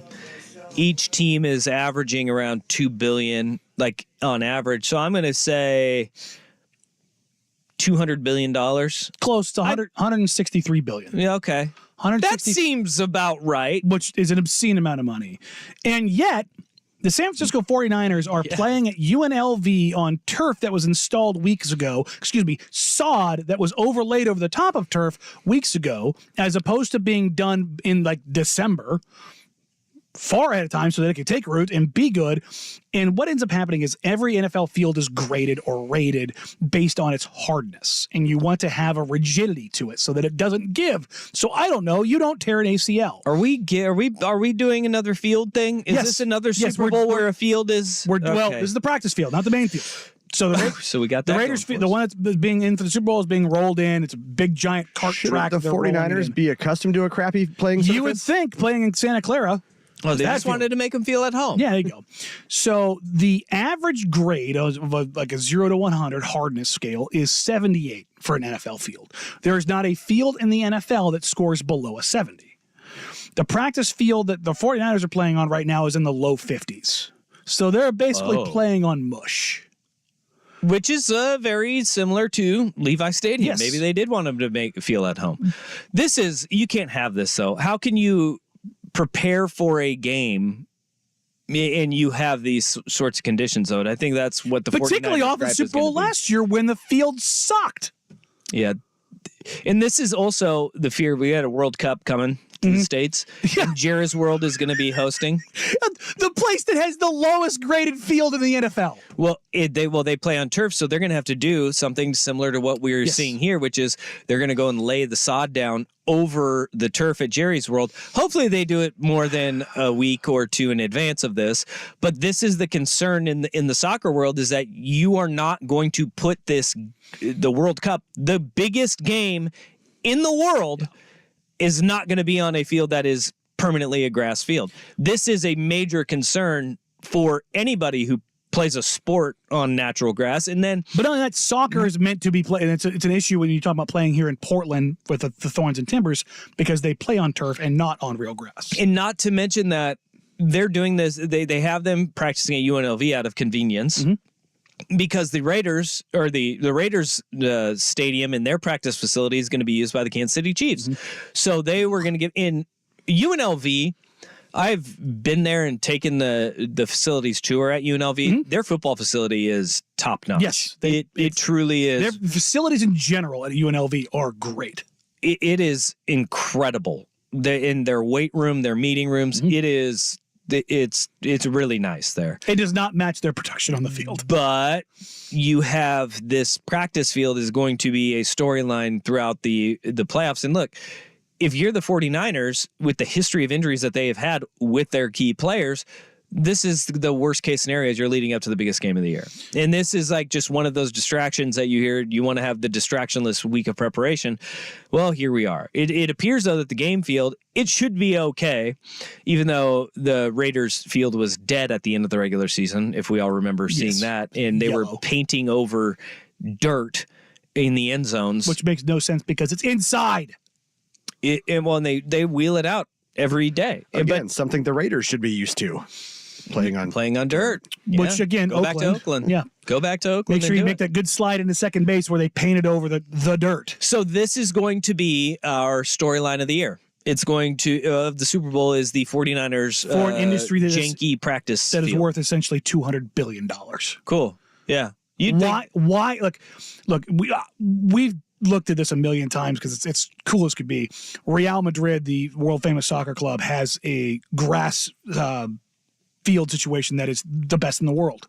It's quite literally these tables, these sections that live underground under the stadium with this built-in UV light that they roll. Like it's on a section of lifts that gets put in and out, and it makes, when it comes together, what looks like a pool table.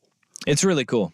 It's incredible. It's a system unlike any other in the world, and it's just like, why is this not installed everywhere in the NFL? It's expensive. That's why. Well, and this is it because who foot the bill for the Allegiant Stadium where the Raiders play? Not the league worth $200 billion. Weird. Almost like that city did. And that's the thing. I just got the heebie-jeebies because I was reading some of the texts on the poisonous octopuses still. They really creep me out. The close relatives of the nope ropes? Yeah, I'm out. I'm out on all of that. All right. But this field, it shouldn't be something that The fact that this is a storyline that we're talking about is incredibly dumb. How soon honestly, until we find out they're just going to go and bust to a grass field somewhere else that's nice? At Bishop Gorman. Well, they got turf. They got that's right, turf everywhere. It's Vegas. It's outside. Kind of makes sense. All right, coming up next, hour number 3, we'll reset with 2 storylines coming into the game revolving both quarterbacks, the greatness of Patrick Mahomes and how incredibly good he has been, and whether or not Brock Purdy can play a clean game. Hour number 3 on Danny Dusty, 1080 The Fan.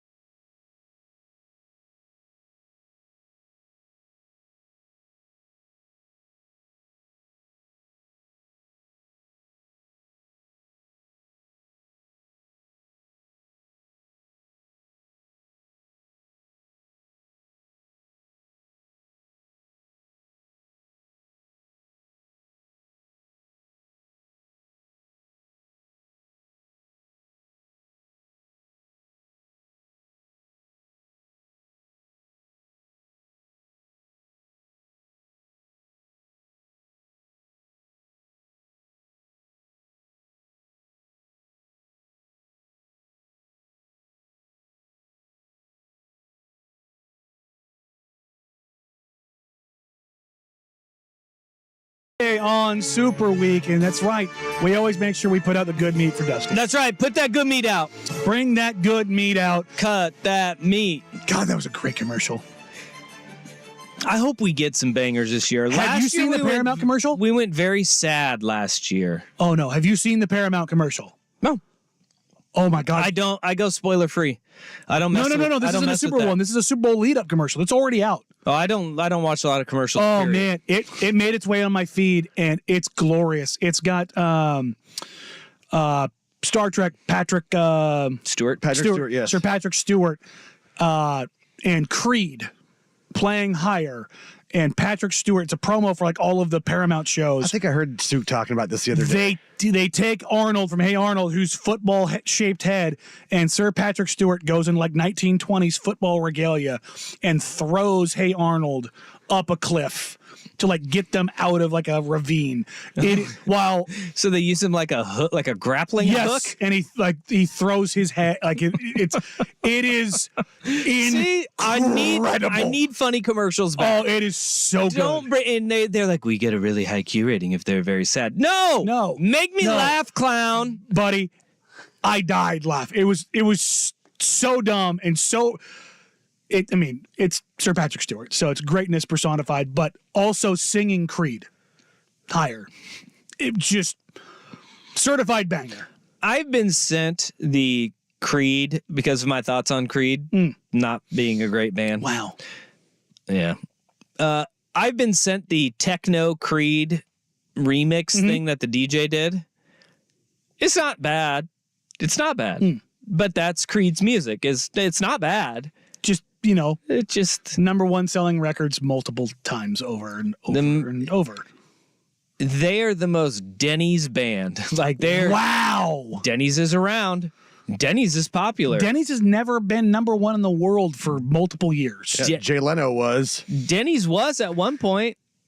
Were they? Yeah. Denny's had a heyday, just like Creed. Oh, I think, Denny's spent decades riding the hell out of that Grand Slam breakfast. I don't think they were ever number one, though. Oh, Denny's made a ton of. Denny's used to be like the chain breakfast place. We're gonna have to do some crack research on this. But it's just okay. I need to know if they ever reached the top of the mountain. And you know what? A lot of people like just okay. When was the last time you had a good Grand I feel Slam? this way. 25 years at least. 25 years ago. I feel this way about Morgan Wallen. And I know Morgan Wallen is very popular. He's very popular. And Whiskey Glasses was a really good song.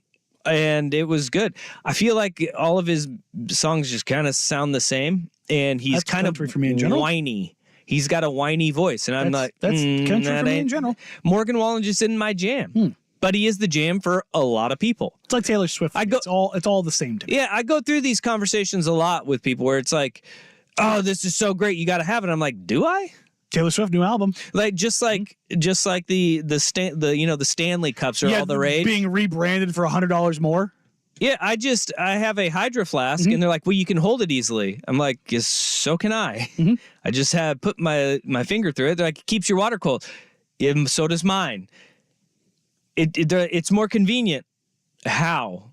I was really waiting for that. I just put my finger in the hole drop. You don't have to. It holds 40 ounces instead of 32.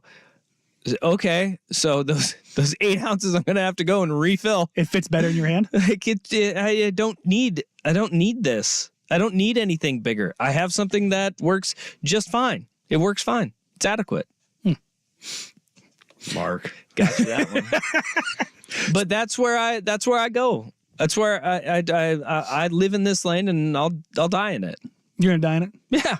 Yeah. I mean, these are the things that I just feel are way blown out of proportion. Creed, number one. You can have good songs. Like Higher is a good song. I don't know if you can be blown out of proportion if you're like one of the best selling bands of all time, though. You can. Because all your songs, like, they all sound the same. And people like that. They like that comfort. That's okay. That's totally fine. That's totally fine. See, but let's not pretend I'm going to start playing nothing but Creed in between the breaks and just show you the difference. Let's not act like they are reinventing the wheel at all. They're not. And they haven't. That's okay. That's fine. You've got to. Did you you get your heart broken to a Creed song or something? Like it feels like this comes like from a plane of personal pain. No, I don't care for their music. That's it. Yeah, it's pretty simple. I feel like there's something more to this. No, just like there's something more that we just burned an entire segment talking about commercials and Creed. So see, I look at this. A lot of people are followers, and they'll just follow. They'll just go and follow it, and just listen to Creed, easy. All right, there's a lot of really good bands out there, better than Creed. Wow. All right, when we come back, we'll talk about all the bands that are better than Creed. No, there is a difference heading into this game in the level of quarterback play. As good as Patrick Mahomes has been, he might actually be on a level that you would not believe. We'll get to that and more coming up here on Danny and Dusty, 1080 The Fan.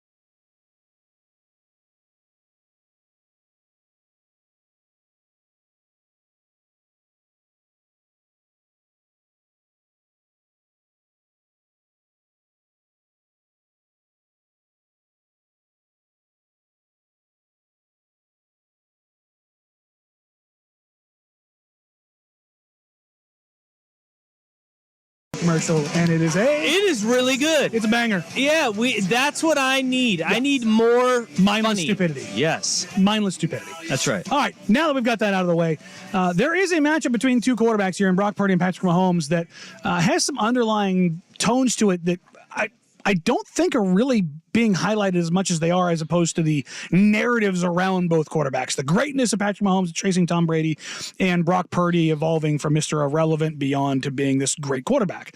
Well, if you look at what they have done recently, Patrick Mahomes has thrown 163 straight passes without an interception, which is very good, particularly in the playoffs when you're talking about playing better teams.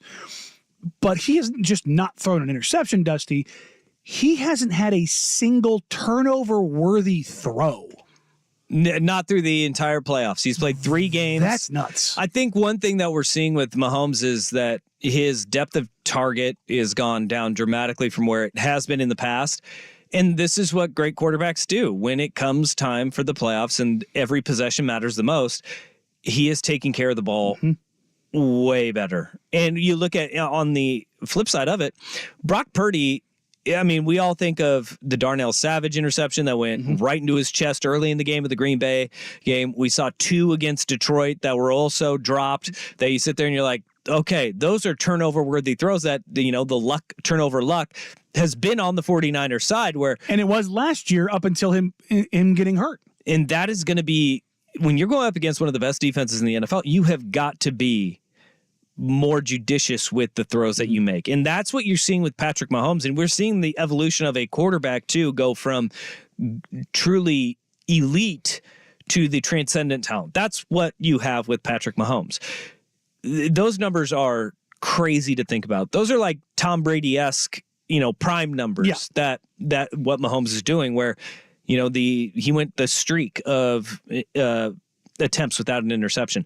Mahomes isn't putting the ball in danger at all. One thing is it's scheme. It's not pushing the ball downfield.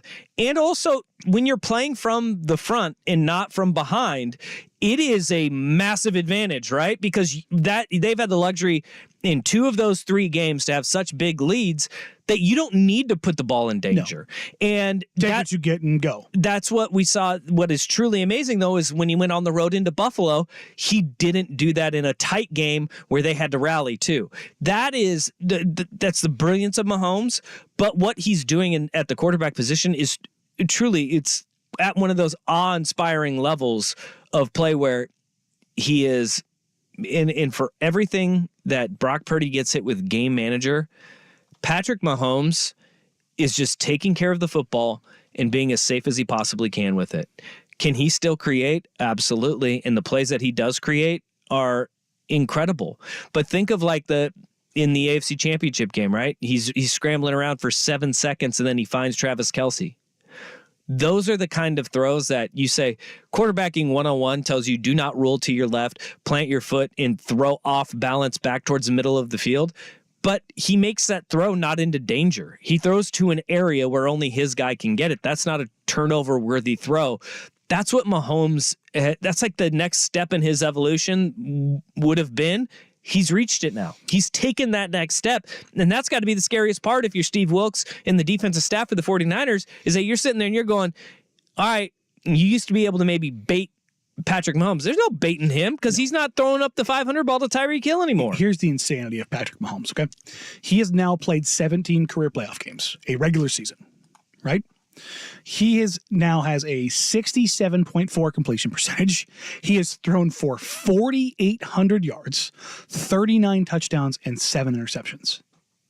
He has an interception rate of 1.1%. Not too shabby. He has thrown the ball 626 times, which is essentially saying that he is, for basically every 80-plus throws, he is getting 1 interception. And this is a Kansas City offense that looks broken. Like that's it's not insane. It's not explosive, but it's controlled, and that's this is against great right competition. You're in the playoffs. Controlled. Everything is ratcheted up. You're playing better teams, and he's got a 39. This is a season-long worth run of him in the playoffs. 17 games. How many seasons in NFL history are better than that. 4,800 yards, 68% completion rate, 39 touchdowns, and 7 interceptions. There's very few. 20 probably total seasons. Yeah, and they're the historic ones, but we're That looking is his at playoff resume. But that, over, was it 6 years of starting? 6 years, yeah. in the playoffs. And by the way, he's 14-3. Those are in. It's having a great staff. It's having a great roster, and the numbers are down this year from where they were in the past. But that doesn't take away from. He's actually better these playoffs already through 3 games than he was last year. Well, last year included the Super Bowl, though, right? Oh yes, but he's through 3 games. Yeah. So he's. I mean, you take the Dolphins game and you just kind of flush that one down the toilet. It was negative 30 degrees out there. What he's doing is incredible, but this is the thing. When you have the turnover-worthy throws that we've seen from Brock Purdy, we have seen him take care of the ball and not make those mistakes. Can he put the full half together or full game together? That's the half. Is it going to be the kind of those battle of wills? And you got Kansas City's defense, which is lights out, and they will make you pay if you throw it up. And that's the thing. Detroit's defense is not good. Purdy put up still good numbers against that team, but you can't make those risky throws against a Kansas City defense because they are way better than the Detroit Lions, and they will make you pay for that. Which is more likely in this game that you have Mahomes continue his perfection, because perfection is hard to achieve, and he's done it 3 damn games in a row, or we have Brock Purdy put those 4 quarters together. Because, and this is why I keep going back to this game, I feel is just going to be a little bit more low scoring, because I don't feel like you're going to have Brock Purdy play a perfect game, because that's just not in him. That's not who he is. But can the 49ers force, like they have to every other quarterback, make those mistakes? Yes. And while their offense also puts the pressure on them. And that is the thing that Kansas City has not done. Everybody wants to say they punted 7 times in the second half against Baltimore in the AFC Championship game, and their offense sputtered. They were controlling the game. That's what they needed to do to protect. They just needed to chew clock and get out there, make sure you weren't going 3 and out, take your sweet time. Baltimore's offense didn't put them under any pressure. And can the 49ers create an extra opportunity for Brock Purdy? Because this is what you have to do in a big game with a quarterback that makes those risky throws. You have to create the other opportunities for him. You have to do it. If the defense cannot come through in that regard for San Francisco, it's going to be a long-ass night. Sunday is going to be long. They have got to create at least one other opportunity for their offense to get back on the field. And the way Mahomes has been playing, good luck trying to find that. And when that happens, because he is not putting the ball in danger. He has not put the ball in danger one damn time in 163 attempts? 163 attempts in the playoffs so far. It's been masterful. That's such an insane thing to say, that not once has he put the ball in danger. Well, let's phrase it this way. What's crazier? The fact that Brock Purdy has the horseshoe shoved up his backside, and that teams don't always get those turnover-worthy throws to go their way, or that Mahomes hasn't even had one? I think that it is. I think the crazier thing is that Mahomes hasn't even had one. With what he is asked to do, with the pressure that he's been under at times, I think that is truly incredible that he has not had one throw that you can even squint at and be I'm surprised that the Kelsey, the duck to Kelsey wasn't rated as one. Which one? Early in the Baltimore game, the one that he just kind of shot put it at him, that Kelsey laid out for in the middle of the field. Who else was going to catch it is the thing. That's what makes it a turnover-worthy throw. Yeah, I want to say that there was somebody there, but Kelsey beat him to it. But yeah, I'm just that one stands out to me because I just kind of looking at how that was graded out, at least. But the fact that he's basically dotted everyone up like that is insane. Well, turnover-worthy throw doesn't have to be like perfect ball placement. It is. Well, can the other guys make a play? And that's what I think. That's more important. That is that you are not even allowing a defender to make the play.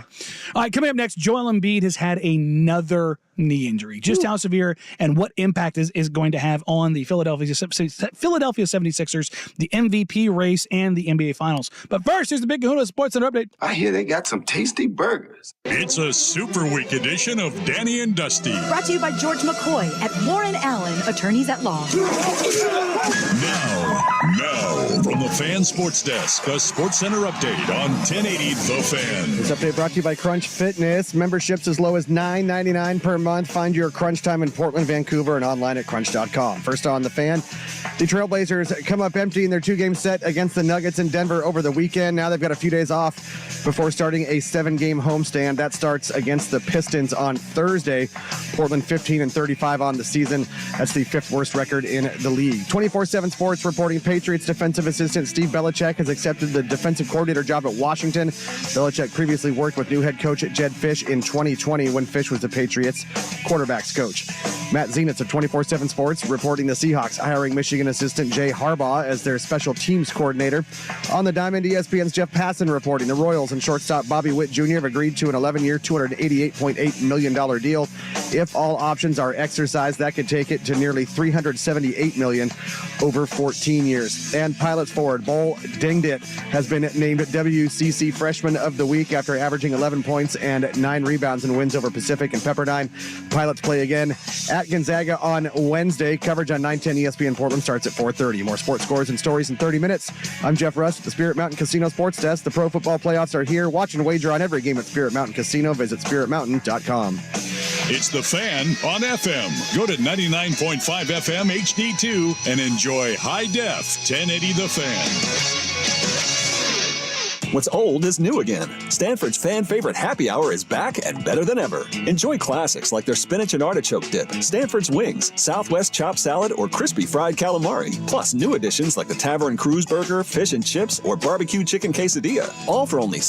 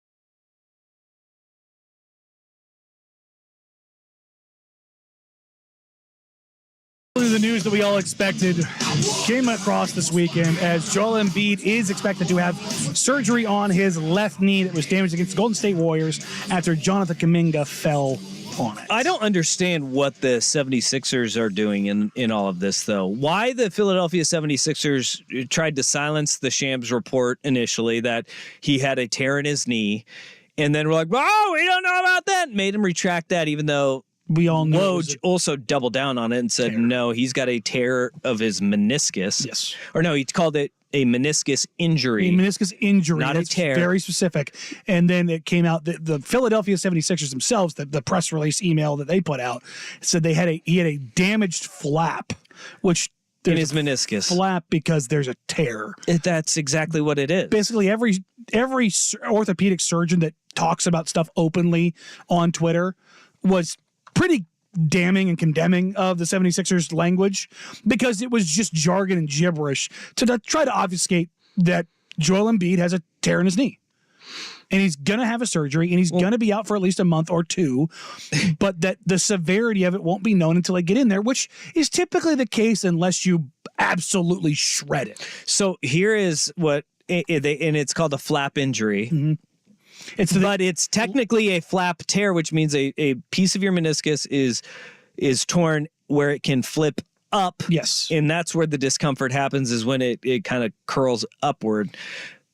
That's a flap tear. Yes, and it's on the outer left side of his knee, and it's, again, stability issues and Joel Embiid's injury history. I think they just don't want to admit that Joel Embiid is injured again, and he's going to be out until the playoffs. And that's if things go perfectly. Because which have not in his recoveries in the past. Again, this is a 350 to 360 pound man who is having the greatest scoring season on a per minute basis ever. But when he went down, he was averaging 1.05 points per minute, which is higher than Wilt Chamberlain's record-setting season. Damn. That's how good he has been, Dusty. He's been outstanding. I mean, you watch he was the best player. He was playing the best basketball in the world when he went down. Better than his MVP year from a year ago. And more efficient. And the 76ers were rolling when he was on the floor. Now his MVP hopes are gone. Their title hopes are gone. And it completely reshapes how the East is stacking up. I would want what happened with, and this is all unfortunate, but I would want, like, if I'm a 76ers fan, you'd almost want to have like the Greg Oden where it never gets off the ground, then as close and as good as the 76ers look, and then injuries to him derail your season. But Walton at least got the title. Yeah. But when he came back, that 78 team was the better team. And his feet they just completely broke down. I mean, that's an MVP. That's the only parallel you can draw between a guy this great and this injury prone is Bill Walton. But the biggest difference is Walton got a championship. And he got that one opportunity where things just lined up, where maybe that was there last year. If, again, his knee in the playoffs, remember, it was like, whoa, Joel's kind of playing pretty bad. Everybody knew he was playing on one leg. He was playing on one leg. We knew his knee was damaged. And this is the thing. You can go back to the 2014 draft, and the reason why Andrew Wiggins and Jabari Parker were taken in front of him is because the medicals on Joel Embiid were so bad that people were just terrified. He had the navicular bone fracture in his foot, which is a death sentence for bigs. If you're 7 foot tall and you have that fracture, that's basically like you're a ticking time bomb. Your feet are going to blow up, but he also has stress fractures in his back. So he misses the first 2 seasons of his NBA career. First 2 seasons of his NBA career. And still, if you took the totality of his career, even with all of the injuries and the time that he has missed, based on his medicals, every team would have taken him. Because the talent is so overwhelming. His production is so overwhelming. And his medicals were 10 times more red flag than Greg's. Greg's red flag was that one leg was 1.5 inches longer than the other, and they knew that it was going to break down at some point. Not good. Embiid was already broken. The thing about this is, and the thing that sucks if you're a sports fan, not even if you're a 76ers fan, you should want him on the floor because he is truly great. Incredible. But I'm worried he's going to try to rush back. Because this may be that only window, because the ticking time bomb may have just happened. The way that you got to go with Joel Embiid moving forward has got to be the hell with the NBA rules on Pay the player fines, resting. whatever it is. Pay all of the fines. Hell, if you only play him in nationally televised games, maybe that's all you do. Never plays in back-to-backs. But I think if you are a 76ers fan, I don't think you have an issue with him going, we're just going to see next year. We're just going to see next year. We play him. If Joel Embiid plays in 30 games in the regular season next year, 30. I think it's got to be like 45. You think it's like 45? More than half. I think like if you were to say we just ramp him up and we play him, we don't play him in long stretches. I think he's going to get after this surgery, I think he's going to be like, I'm coming back now for the playoffs. Which I that's just the way he's wired. But that's what I'm saying. Like the competitor. Well, not just that. I think he might see his mortality of next year's not guaranteed. Okay, if 40 will meet 41 games, 50%, half of the games he plays in. I think that if you're the 76ers, that's the way you operate, and you say this is for when he is healthy. We are a legitimate NBA title contender. When he is not healthy, we are nowhere close to it. We are a bottom half playoff team. We are 6 through 8 in the Eastern Conference without him. When we have him, we're a title contending team. 41 games. Just say we're going to play him in half.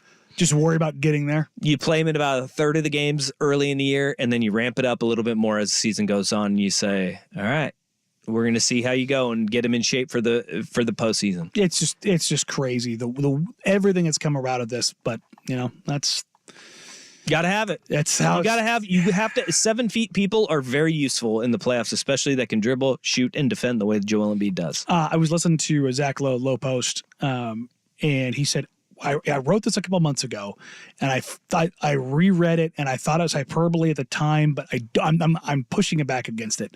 And he goes, he has the power like of Shaq. No one's like Shaq. No one is Shaq, but the closest thing we've had to Shaq, to where I can back a guy under the rim and put you in the rim because I want to.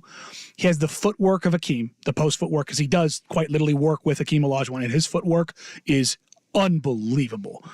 And the mid-range game of Dirk Nowitzki. And you really start thinking about it, and you're like, the fact that that's not an insane thing to say shows you just how great he is. Good text here, Yao Ming. Yao Ming may be a comp too, where he's the most dominant player, but could never stay healthy and never got off the ground. He was one step down. Don't get me wrong, Yao was the only guy that ever bothered Shaq because he's 7'6". Yao could move Shaq. Yeah, which is insane. Well, when your calves are the size of most people's heads, but useful donkey. Useful. But yeah, Yao's probably close. Bill's the straight line. Yao is just like, and when I say a step down, I'm not talking like a step down. I'm like, there's a clear delineation, but still an all-time great. But yeah, it sucks, man. When you're this big, this is just what happens. R.I.P. Joel Embiid season. Yeah, what do you think? Do you think he comes back for the playoffs? Do you think he's insane and says, I'm going to do this? Or do you think he plays it safe? I think he does. I think he comes back and plays because that's kind of like everything about. That's why he was on the floor against the Warriors. What? Because he had to prove everybody wrong. Well, yeah, he has to show it. And for that city, City's just sitting there going like, we're never going to get there. Mm-hmm. We are never going to get over the hump. We went through all of the tanking. We went through the process. Sam Hinkie screwed us. Ben Simmons, James Harden, Markelle Fultz. Yeah. We've been through the ringer. We thought that this was the light at the end of the tunnel. Nope. I mean, think of with Embiid playing the way that he has to this point, mm-hmm. They're still only 5th in the East. Yeah, when he hasn't played, they lose. I want to say I think he's missed like 14 games. I think they're 4-10 in those games. Yowzas. So, yeah, it just kind of shows you the impact that he has. Trying to see here, 8 games to be made up, and they could miss the play-in even. Yeah, I need that to not happen because I need the Miami Heat in the play-in. The Nets will. I need Miami in the play-in just for the vibes. Oh, Miami will do it. They'll be held off by Orlando is going to make a little surge. I need them to get healthy. There you go. Just for the Twitter memes. It'll be fun if Miami's in the play-in. All right, coming up next, we'll put a nice little wrap on the show. The Washington Huskies are they're hiring the heirs of greatness. What does that mean for them going forward? Danny and Dusty, today, the Fan.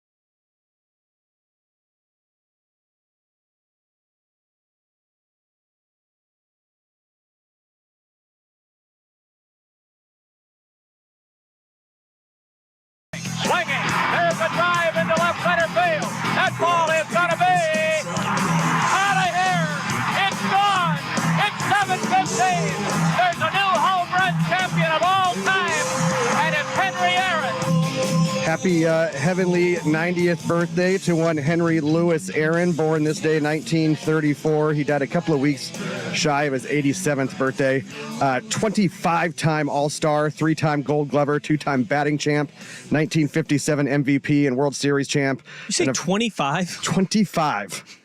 That's bananas. Lord. Is that a lot? That's a lot. That's a lot.